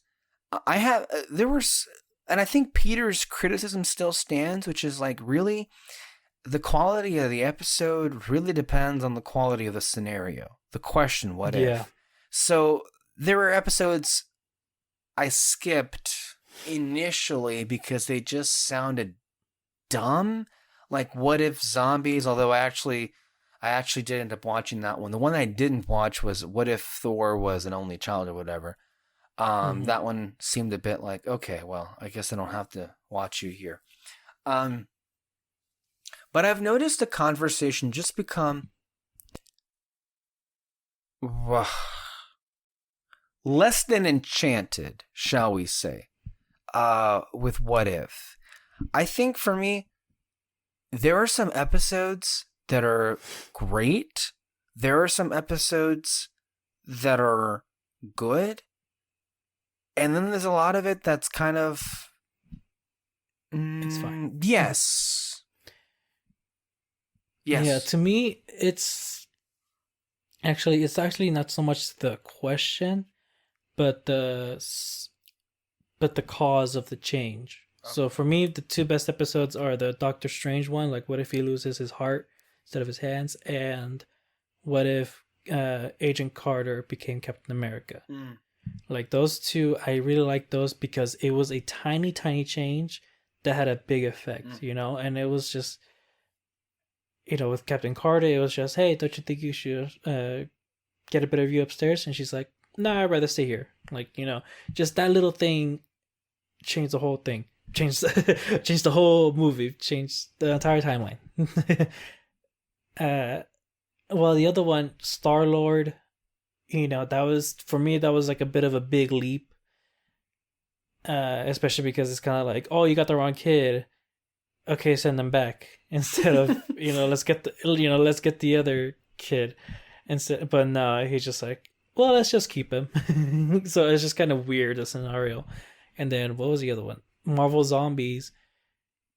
You know, it could have been Hydra that started it or something, you know? Bring back some, I don't know. You reconnect it to one of the Defenders or Agents of S.H.I.E.L.D. You know, like they could have done so many things that could have caused the zombie outbreak, but no, it was just Hank Pym goes to... There was even an episode real quick where good old Toby Jones as Arnim Zola even said Agents of S.H.I.E.L.D. talking to Romanoff and Barton. I don't know if you caught that. It wasn't one. I think it was in the last episode. Yeah. No. Yeah, it is. You know, but no, instead it was just he went to the quantum realm and the disease is there. It's like, okay, but how did it, like, how did the disease not get into our timeline? You know, it's just big scenarios. Whereas the other two was just, you know, Doctor Strange decided to be nice and he went on a date with whatever the love interest is called.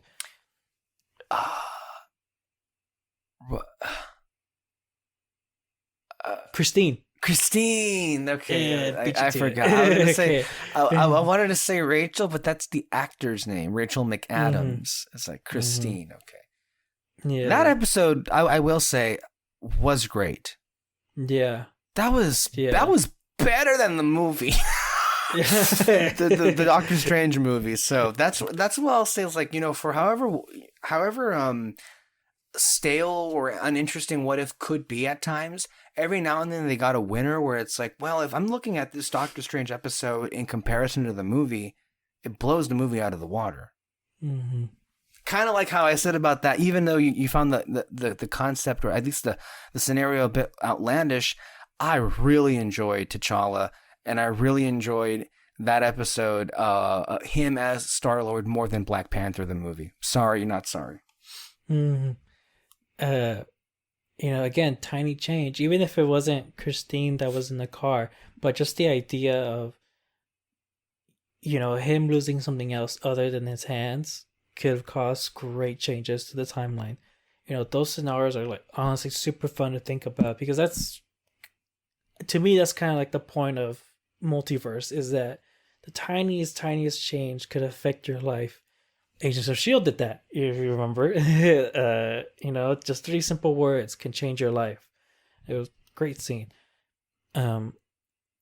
and so that's why part of it is, so part of some of the episodes are just meh, and some are just, I think, to be really, really You know great. what? Hold on real quick. You know what's hilarious? We're talking about the show What If. What you just mentioned about what Shield did, that was that was a wonderful exchange between Daisy and Dr. Holden Radcliffe. This was in the last arc of the show's 4th season, which was the Agents of Hydra, the framework arc, as they say. And that whole arc was really inspired by the What If comics. In fact, the first episode of that arc is titled What If. Oh my gosh, I didn't know that. Do you know that? No, wow. Yeah, so. And so I think that's one thing that they should keep in mind for future seasons. It's just, as much as I would love to see, what if, Spider-Gwen or something, if they were put her in, or what if MJ got the spider bite or something like that. As much as I would love to see that, I have some or Aunt May. Where... What if Aunt May was Spider Woman? Yeah. Why the fuck not? Let's see, her kicking ass and everything. Yeah, for sure. So I mean, it's just, I kind of have fun with like these little scenarios. I mean, remember those Sony leaked emails from years ago where they were exploring the possibility of doing an Aunt May movie? It's not that outlandish. Wow. Well, you didn't know that? No, I didn't know that. You should. Come on, man. Go look up those emails. They're public knowledge. Wow. Amy Pascal's personal emails. This is, yeah. The same Amy Pascal who would go on to, partner up with Marvel and do the Spider-Man movies as well as Into the Spider-Verse, and hiring Phil Lord and Chris Miller, which was maybe the best decision of her career. Because she's built up a whole Sony animation studio because of them. So just a little bit of a, side tangent, but knowledge to add to this conversation. I want an anime movie. I'm just saying. But yeah, so what if it's just it's a bit of a mixed bag for everyone. I understand why, and I understand why the second to the last episode was very popular among people, because this is a really cool thing. It's just this is something that Doctor Who does. It's like it does little tiny things that sets up something way bigger towards the end. Again, the last season of David Tennant, I never would have thought that they would bring back everyone in the past 4 seasons to bring them all together, Avengers style, basically. And it did something that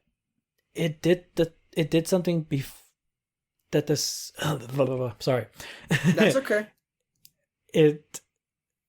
Doctor Who did the thing that the CW was trying to do, basically bring together multiple shows together into one big event. And like I thought of that when I first saw it. I was like, oh my gosh, wait a minute. Doctor Who did it first in the CW, like connecting shows. And so I don't know, you can do that with What If. Come on. Especially with it being animation.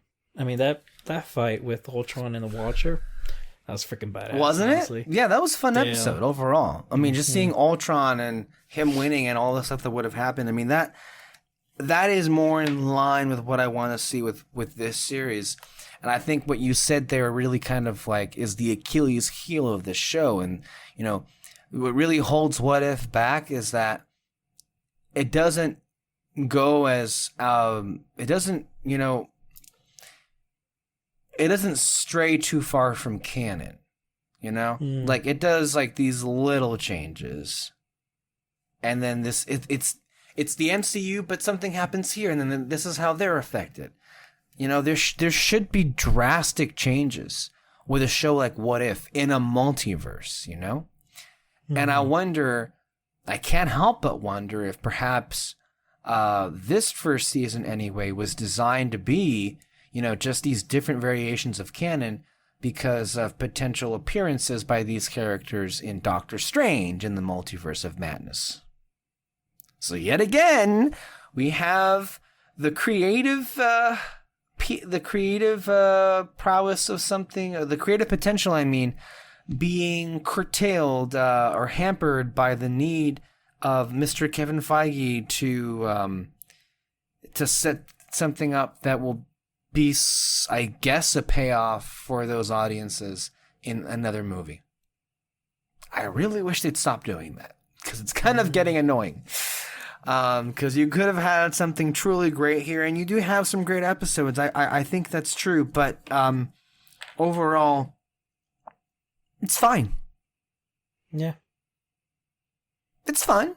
It's fun. Depending on the episode. Yeah. Yeah.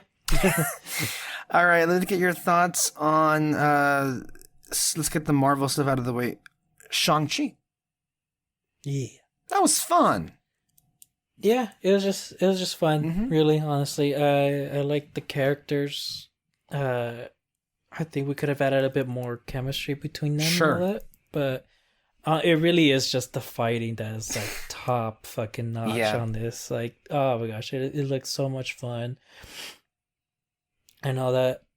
And then I liked what they did with the rings. I was kind of looking a bit more into the rings from the comics and all that, and their powers are weird. So it's a good thing that they, like, at the very least depowered them in the movies and all that. And apparently apparently the reason why they made him into like bracelets instead of actual rings is because they didn't want similarities to the Infinity Stones, basically. I mean, they're essentially Infinity Stones, honestly, in the comics. Oh, really? So yeah.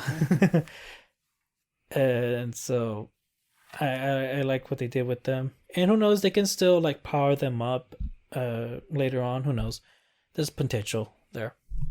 Yeah, the 10 rings are cool. Did you happen to see the 10 rings? That would being like 10, like the 10 rings, I would imagine could be potential merch for Avengers Campus. Did you see anything like that when you were there? No, not really. I think that would be, I would be very interested to see what the Consumer and Parks division comes up with merchandising opportunities with the 10 rings. Yeah, I mean, what can they do? Like, I feel like at the very least make some sort of display. I don't know. I think one thing, or just make sort of 10 rings, and I guess, you wear them. I guess. I don't know. It's just, I don't know. For me, I wouldn't wear them. That's the thing. So I don't know. I want them to make some sort of display instead of the 10 rings. I don't know. But that's just me. Sure. Yeah. What else? The humor. The humor was fine. It was mostly the Mandarin. The fake Mandarin. Ben Kingsley came back to play the legendary Trevor Slattery. That was, oh my gosh, I laughed so much.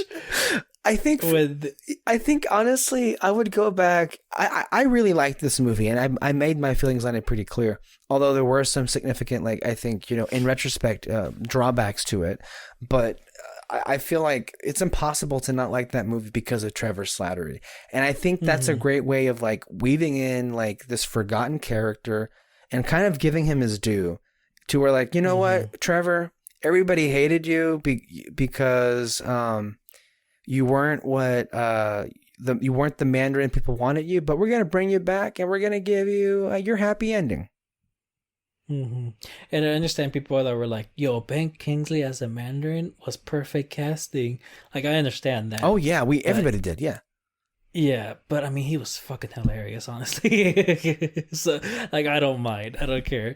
And honestly, and like the other guy, like the real Mandarin, he was Tony Leung. Honestly, I think he was Tony. Yes. Yeah, he was honestly the best thing about the movie. I agree with you. I loved his character. I love. See, this is one thing that that the MCU needs to learn from Shang-Chi, is that not every movie has to, or not every villain has to, like, take down the world. Yeah, to raise the stakes, even though there was like world-ending stakes towards the end of the movie. That wasn't the intent. Before that, I really liked the story of just a man who wanted to get his wife back, who wanted to get his family back. Like, that was honestly a great thing about it. So tiny spoilers, by the way, for the movie. Oh yeah, I mean, who hasn't seen it? I mean, it's been one of the most. Yeah. I know it's been to date the most successful movie of the pandemic. Well, second most. Second, yes, probably. second of F9 notwithstanding, but it's been the most successful. I'm not including Venom because it just started. I mean, Venom had the most successful box office opening, but I believe Shang-Chi has already outperformed Black Widow, which at one point was the second most successful movie of the pandemic era, behind F9, the ninth installment of the Fast and Furious franchise. And that's without having a Chinese release. So good for Shang-Chi. Imagine how much more it could have made if China had let it open in their country. Yeah. Also, favorite scene. The beginning with Shang-Chi's parents first meeting. Oh, honestly, yes. Honestly, like, beautiful scene for me. It's just, the music, the choreography, the camera movement. Like, the whole thing, I was just like, wow. Like, they're for sure falling in love, these two characters. I see it. Like, that's just what I thought. Did you see those eyes? They were doing something to each other with those eyes. You just saw that right there. It was an instant connection. I felt it, man. Even I was like, oh shit. Like, do you feel that? Because it was so good. Yeah. My biggest complaint though is in the final fight. I love monster fights, you know, so, and that was cool and all. It's just there's way too many scenes with Shang and his sister just doing nothing. You know, it was just like you just see the monster, but like they're holding on to the monster, and I'm kind of like, or at the very least, they kept cutting back to them too much. Right. You know, like just show the monster fight, like that's all cool and all. Cut to Aquafina's character shooting some arrows, that's fine too. But like, if you're ever gonna go back to Shang or his sister, have them do something. You know, it's just there were way too many times where they're just doing nothing. They're holding on to the dragon, and so that was just my little complaint of the final fight. At this point, I'm just trying to remember all the damn wonderful one-liners by Trevor. You know, just in that moment when he was playing dead, I'm like, man, you are the single smartest person in all of these movies, because that's what you should do if you want to live. Just play dead, and no one fucking bothers you.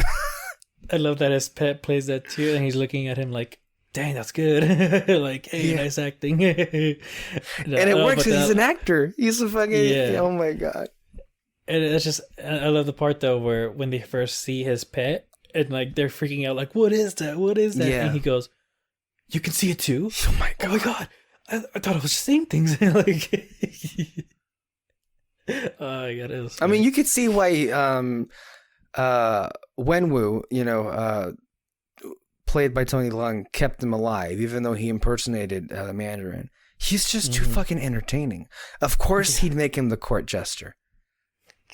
That's like, I mean, he I feel like Trevor has that charm, kind of like Hondo Onaka from Star Wars has, you know? It's like, he's that kind of character where it's like, man, you're too funny to kill. Yeah, basically. That was one thing though. It's not a knock on the movie, but when I was looking at reviews of it, you know, people keep bringing up that this was a great Asian American movie, Asian American representation, and I thought that was weird because how is it Asian American representation if more than half the movie, or just really a quarter of the movie, they were in the US? The rest, they were outside. And honestly, I never, even though there was a story of like being home, of being who he was, it wasn't about him being Asian American. Right. It was just a personality crisis that he was having. You know, he didn't want to be his dad. he wanted to be his own person and all that. And so I don't know. It's just this is one thing that bothers me. There's two different things when I think to kind of help clarify a little. I feel like what you're saying, it's like, why are people saying that Shang-Chi was this big thing for Asian representation?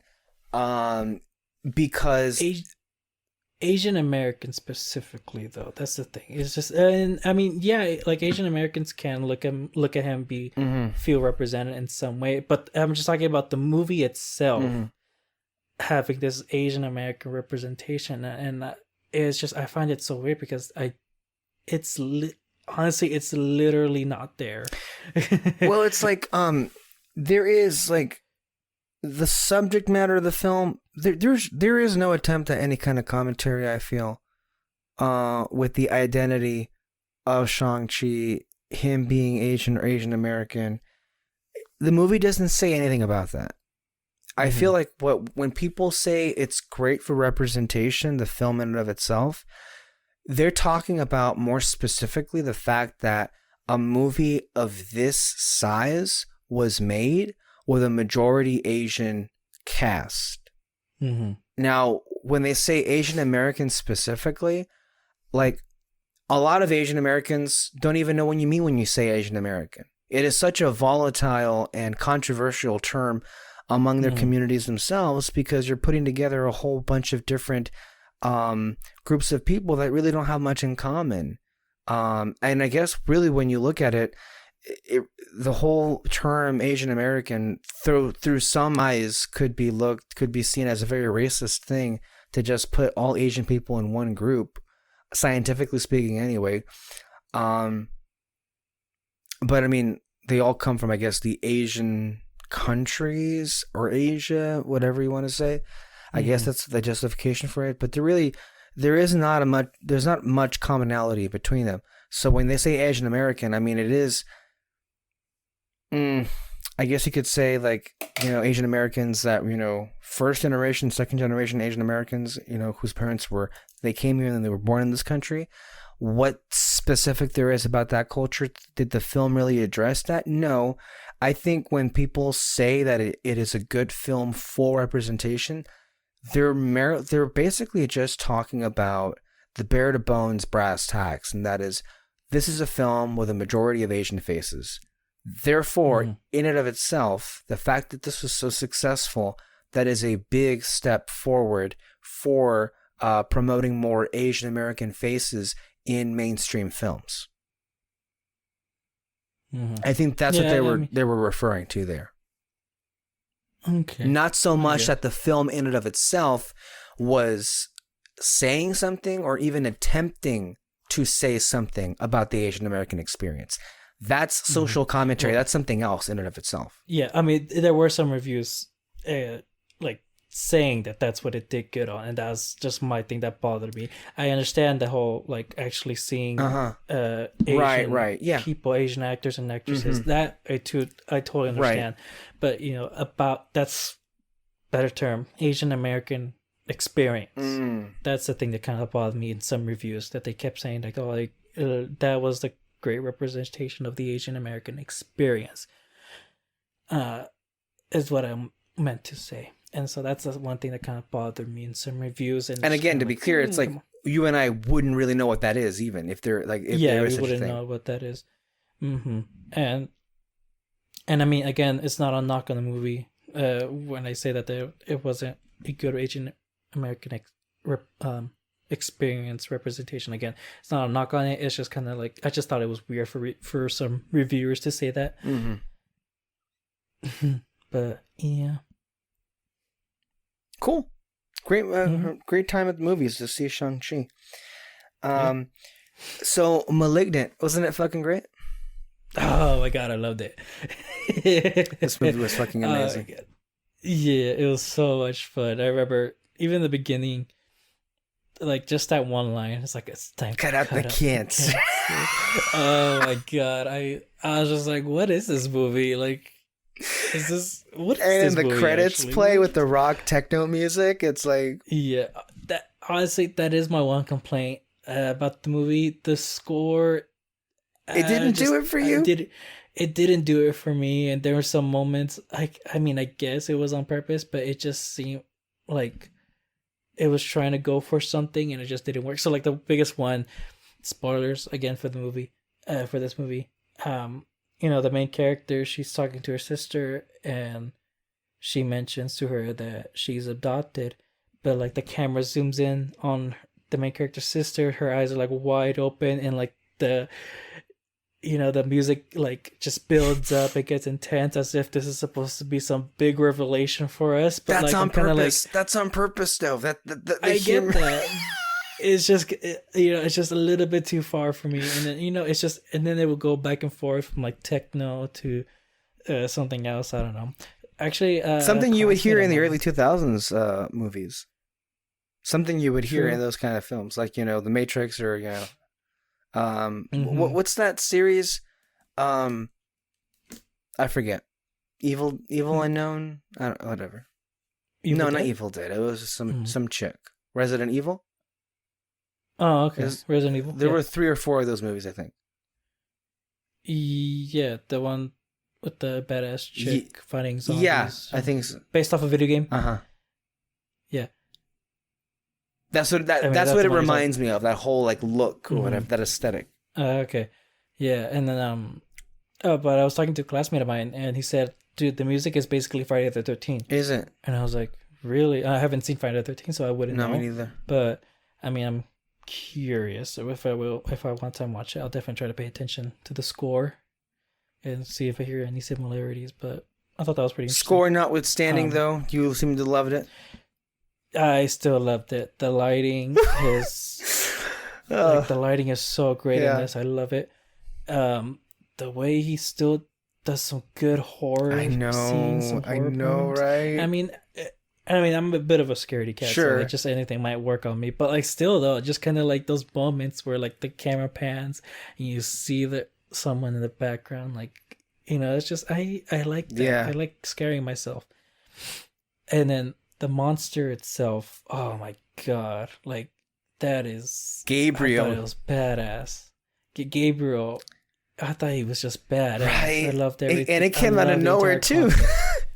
Yeah, I mean, actually, I'm not kidding you. When the beginning credits were going on, I literally paused it and went, I know what's gonna happen, and I literally guessed the whole thing. So like, I knew what was gonna happen, but the movie did good enough to kind of make me second guess myself. Oh, okay. Kind of go, wait, I mean, if it's what I said it was, then it doesn't make sense, because they're literally showing her here, and then, but the Gabriel's walking backwards like how I thought he would. So I don't know what's going on. Yeah. It's but I mean, when like the official reveal of it, I mean, it was so much fun. I loved it when her sister and mom were watching the video of her in the hospital, and when they see like the back of her head, they're just like, "Oh my god!" They're just like, they feel bad for her, but they're freaking out. It's just, I don't know. I thought it was a hilarious reaction. One scene, me and my classmate were talking about that was just hilarious was when the sister was going towards the hospital where she was at when she was a kid.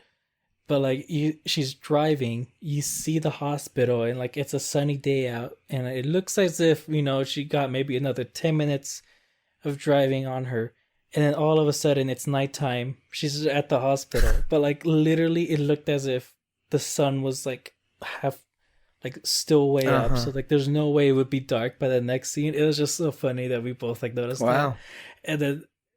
And then when she drives up to the hospital, she's literally like right at the edge of the cliff, and I'm like, just like, why are you doing that? Like, I didn't notice any scary movie. Oh, wait a minute. Wait a minute. Wait. Oh yeah, I remember that now. That is hilarious. Right at the edge of the fucking cliff.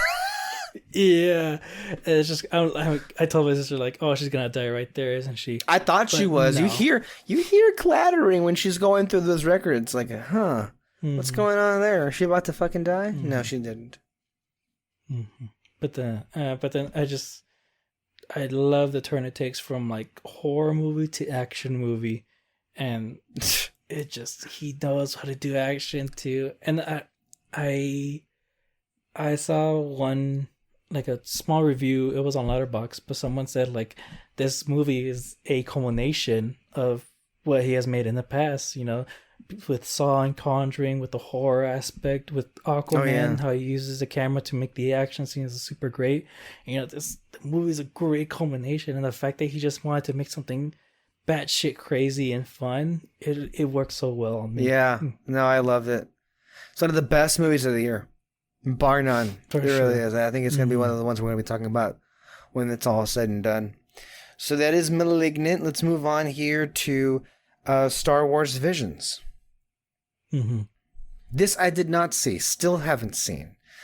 Yeah. I am waiting. This is my compromise to Peter Martinez. I will see Star Wars Visions, and we can talk about it as soon as you see Disney Gallery, The Mandalorian, the Luke Skywalker episode. Then we'll have that discussion. Okay. Well, I know you're not Peter. I'm just saying it out there. But here's this. No, I know. That's my my agreement to you. Yeah. No, but I mean, Visions, it was fun, honestly. I liked seeing different stories from the Star Wars universe. A lot of them were similar, you know, someone comes into a planet. Right. That person, I hear that, you know, yeah. they're trying to hide their identity or just like keeping a secret or something, and then they reveal themselves later on. You know, and some of them were cool. I think my favorite one was this one. I think it was called The Elder, and a lot of it, I just liked it because of the voice acting. Like it just works so well with like who these characters were, and I kind of I really like some of the dialogue in it. Yeah? It was honestly very, very interesting. There was one I was actually honestly like really, really disappointed, and it sucks because I really like the animation. It's called The Twins. Okay. I don't know if you remember the trailer, but there was like this two characters. There's one character had like 6 lightsabers coming out. Yeah. Down here. Yeah, that one. I was mostly excited for that one because the animation looked really cool. But I was mostly just disappointed for the opposite of The Elder. I didn't like the dialogue. The action was over the top even for me. Wow. And so I was just kind of like, I don't know. I feel like it's just the dialogue was way too cheesy, honestly. Wait, even for me. So that was a bit of disappointing. But other than that, the animation for all of the episodes were very, very good. There was one that was like a bit more cartoonish, like American cartoonish than Japanese animation. And I think it was just so much fun watching that one too. I think it was called Toby or something like that. But it's like TO-BI or B1. It was interesting. But yeah, it's just, I mean, it's just really is just a fun watch. It's really cool. Someone said it best is that this is a cool show to see what others think Star Wars is, like what they think what Star Wars is to them. And it's just a cool thing to look at it that way, you know? Yeah, that's basically what I've been hearing about people talk about this show. So I guess all that's left for me is to watch it. So let's hear about Reservation Dogs. Yeah, this one. Do you know anything about it? Like, what's it about? No. Please inform me. Oh, okay. So this is part of the reason. Well, actually, you know what? I should say, like, I've been told about this show several times, but hey. I forget. I mean, look, it's hard to get into shows because, you know, it's a big commitment, more so than like just watching a movie, you know. But it's 8 episodes, very short. It's on Hulu. All the episodes are on Hulu. But it is about these group of kids who live in an Indian reservation, and they're trying to get money to get out of there and go to California. The thing though is that they sort of accidentally in a way started like their own gang, basically, because they're trying to make money by like stealing shit and all that. And it's a minor storyline, but one thing that happens is that there's another group of kids who also like are calling themselves a gang. And so, and the thing though is that it's an Indian reservation. It's a small ass place. There's really nothing for them to do. Uh-huh. It's not really much. This is a comedy show, by the way. I should have mentioned that. Sorry. A comedy. So Yeah. yeah, it's a comedy. And so like their rivalry is not so much like super intense. It's really just petty a petty rivalry. Right. You know, it's nothing super intense. It's just sort of like, you know, they're trying to be tougher than the other, and it's just they gets into some dumb situation basically. Mm-hmm. But I mean, the show itself, the entire cast are Native Americans, and it's a lot of it is supposed to look at the life of people in these reservations, and you know, some of it is just calm days. Some of it, there's some intense days for some. There's an intense storyline within the show, but you know, I just think it's again, it is a pretty funny show. It's made by Taika Waititi. I don't know if he produced it or was like partly wrote it, but you know, it's just a lot of awkward comedy that just worked so well with me. I'm sure, yeah.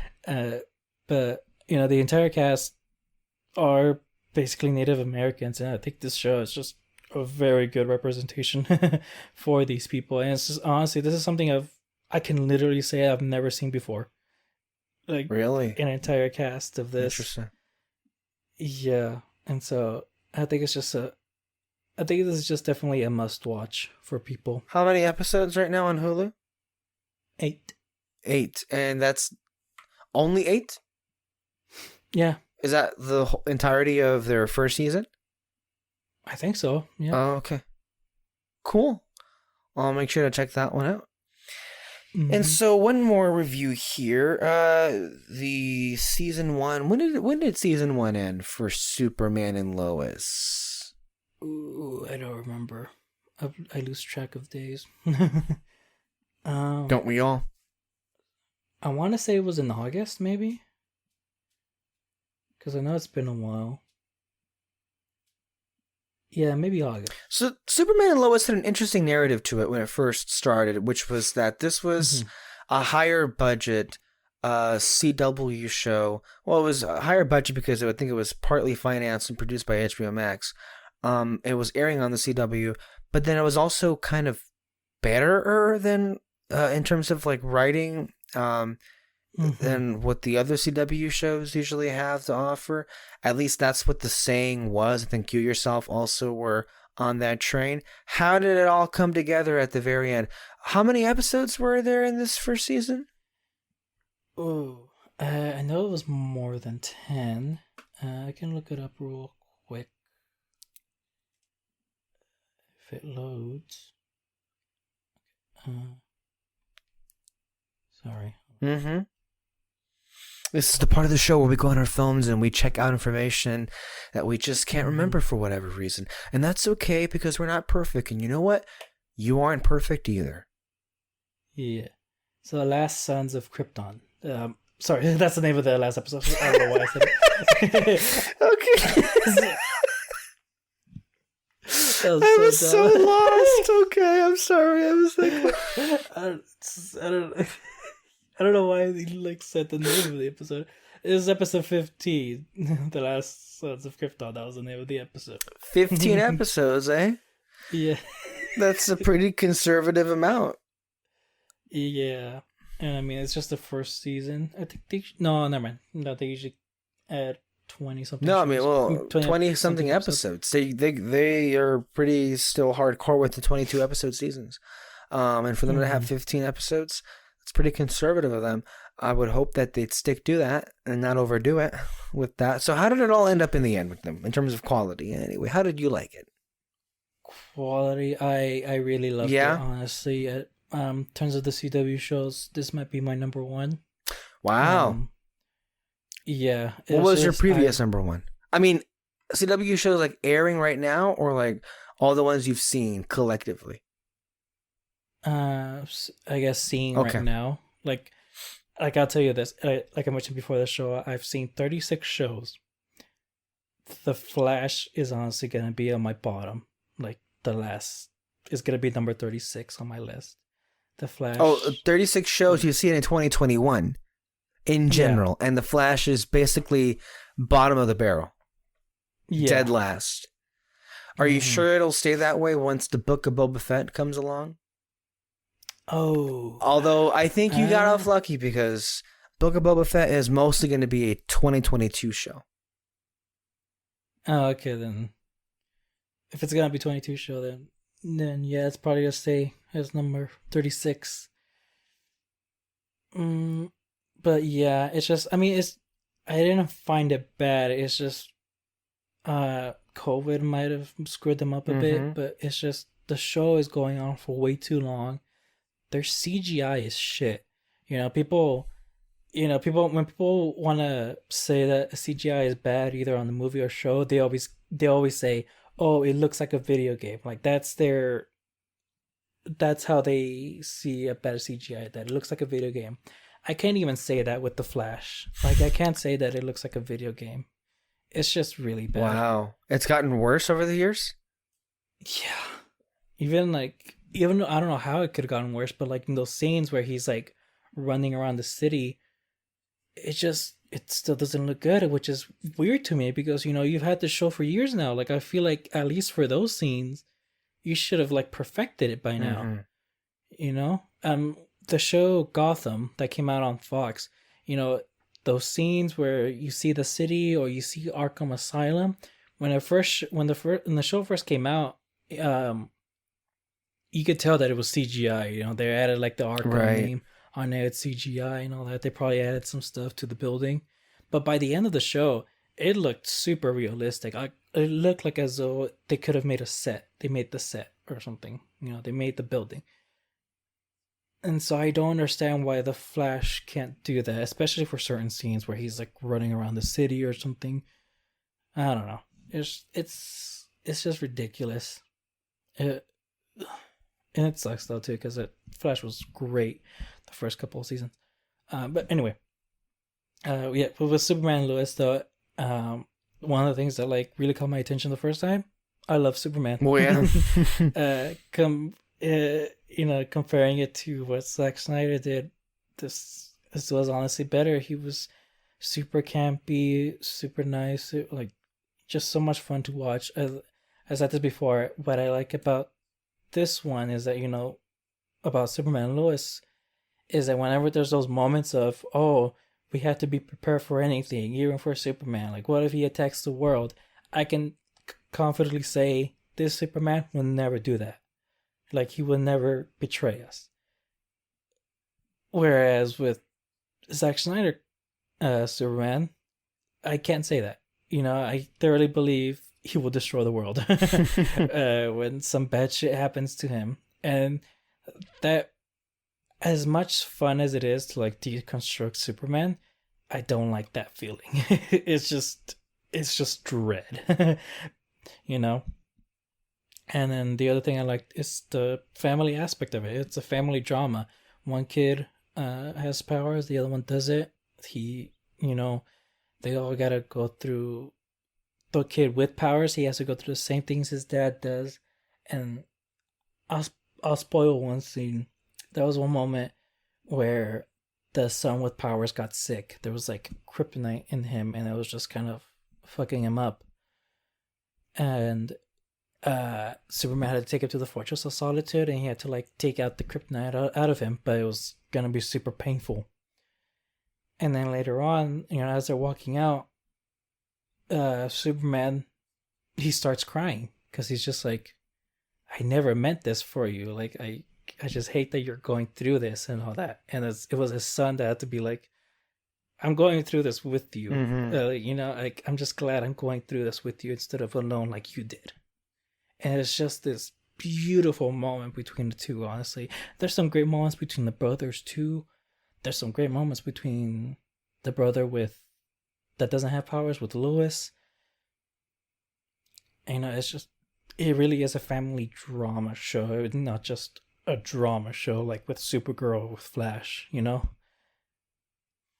So, yeah. Honestly, I think the plot's pretty interesting, too. There's some really cool twists within the stories, but more than anything, they'll watch it for the family. Watch it for Superman and Lois. Sounds like a good show. Yeah, it is. Sounds like another one I should get into. Oh my goodness, there are so many things to see. So many things and too many things to see. But it seems like we have come to the end of another wonderful episode here, you and I, on Red Spotlight. Thank you, David, so much for being here. It was good to have a podcast with you, and so concludes our 350th episode of Red Spotlight. As a reminder, you can listen to our podcast anywhere you listen to podcasts, whether it be on Spotify, CastBox, Apple Podcasts, YouTube, anywhere, everywhere, Google. We're everywhere, people. Just go stay under our spotlight with much more content heading your way, and we will see you next time. Bye-bye.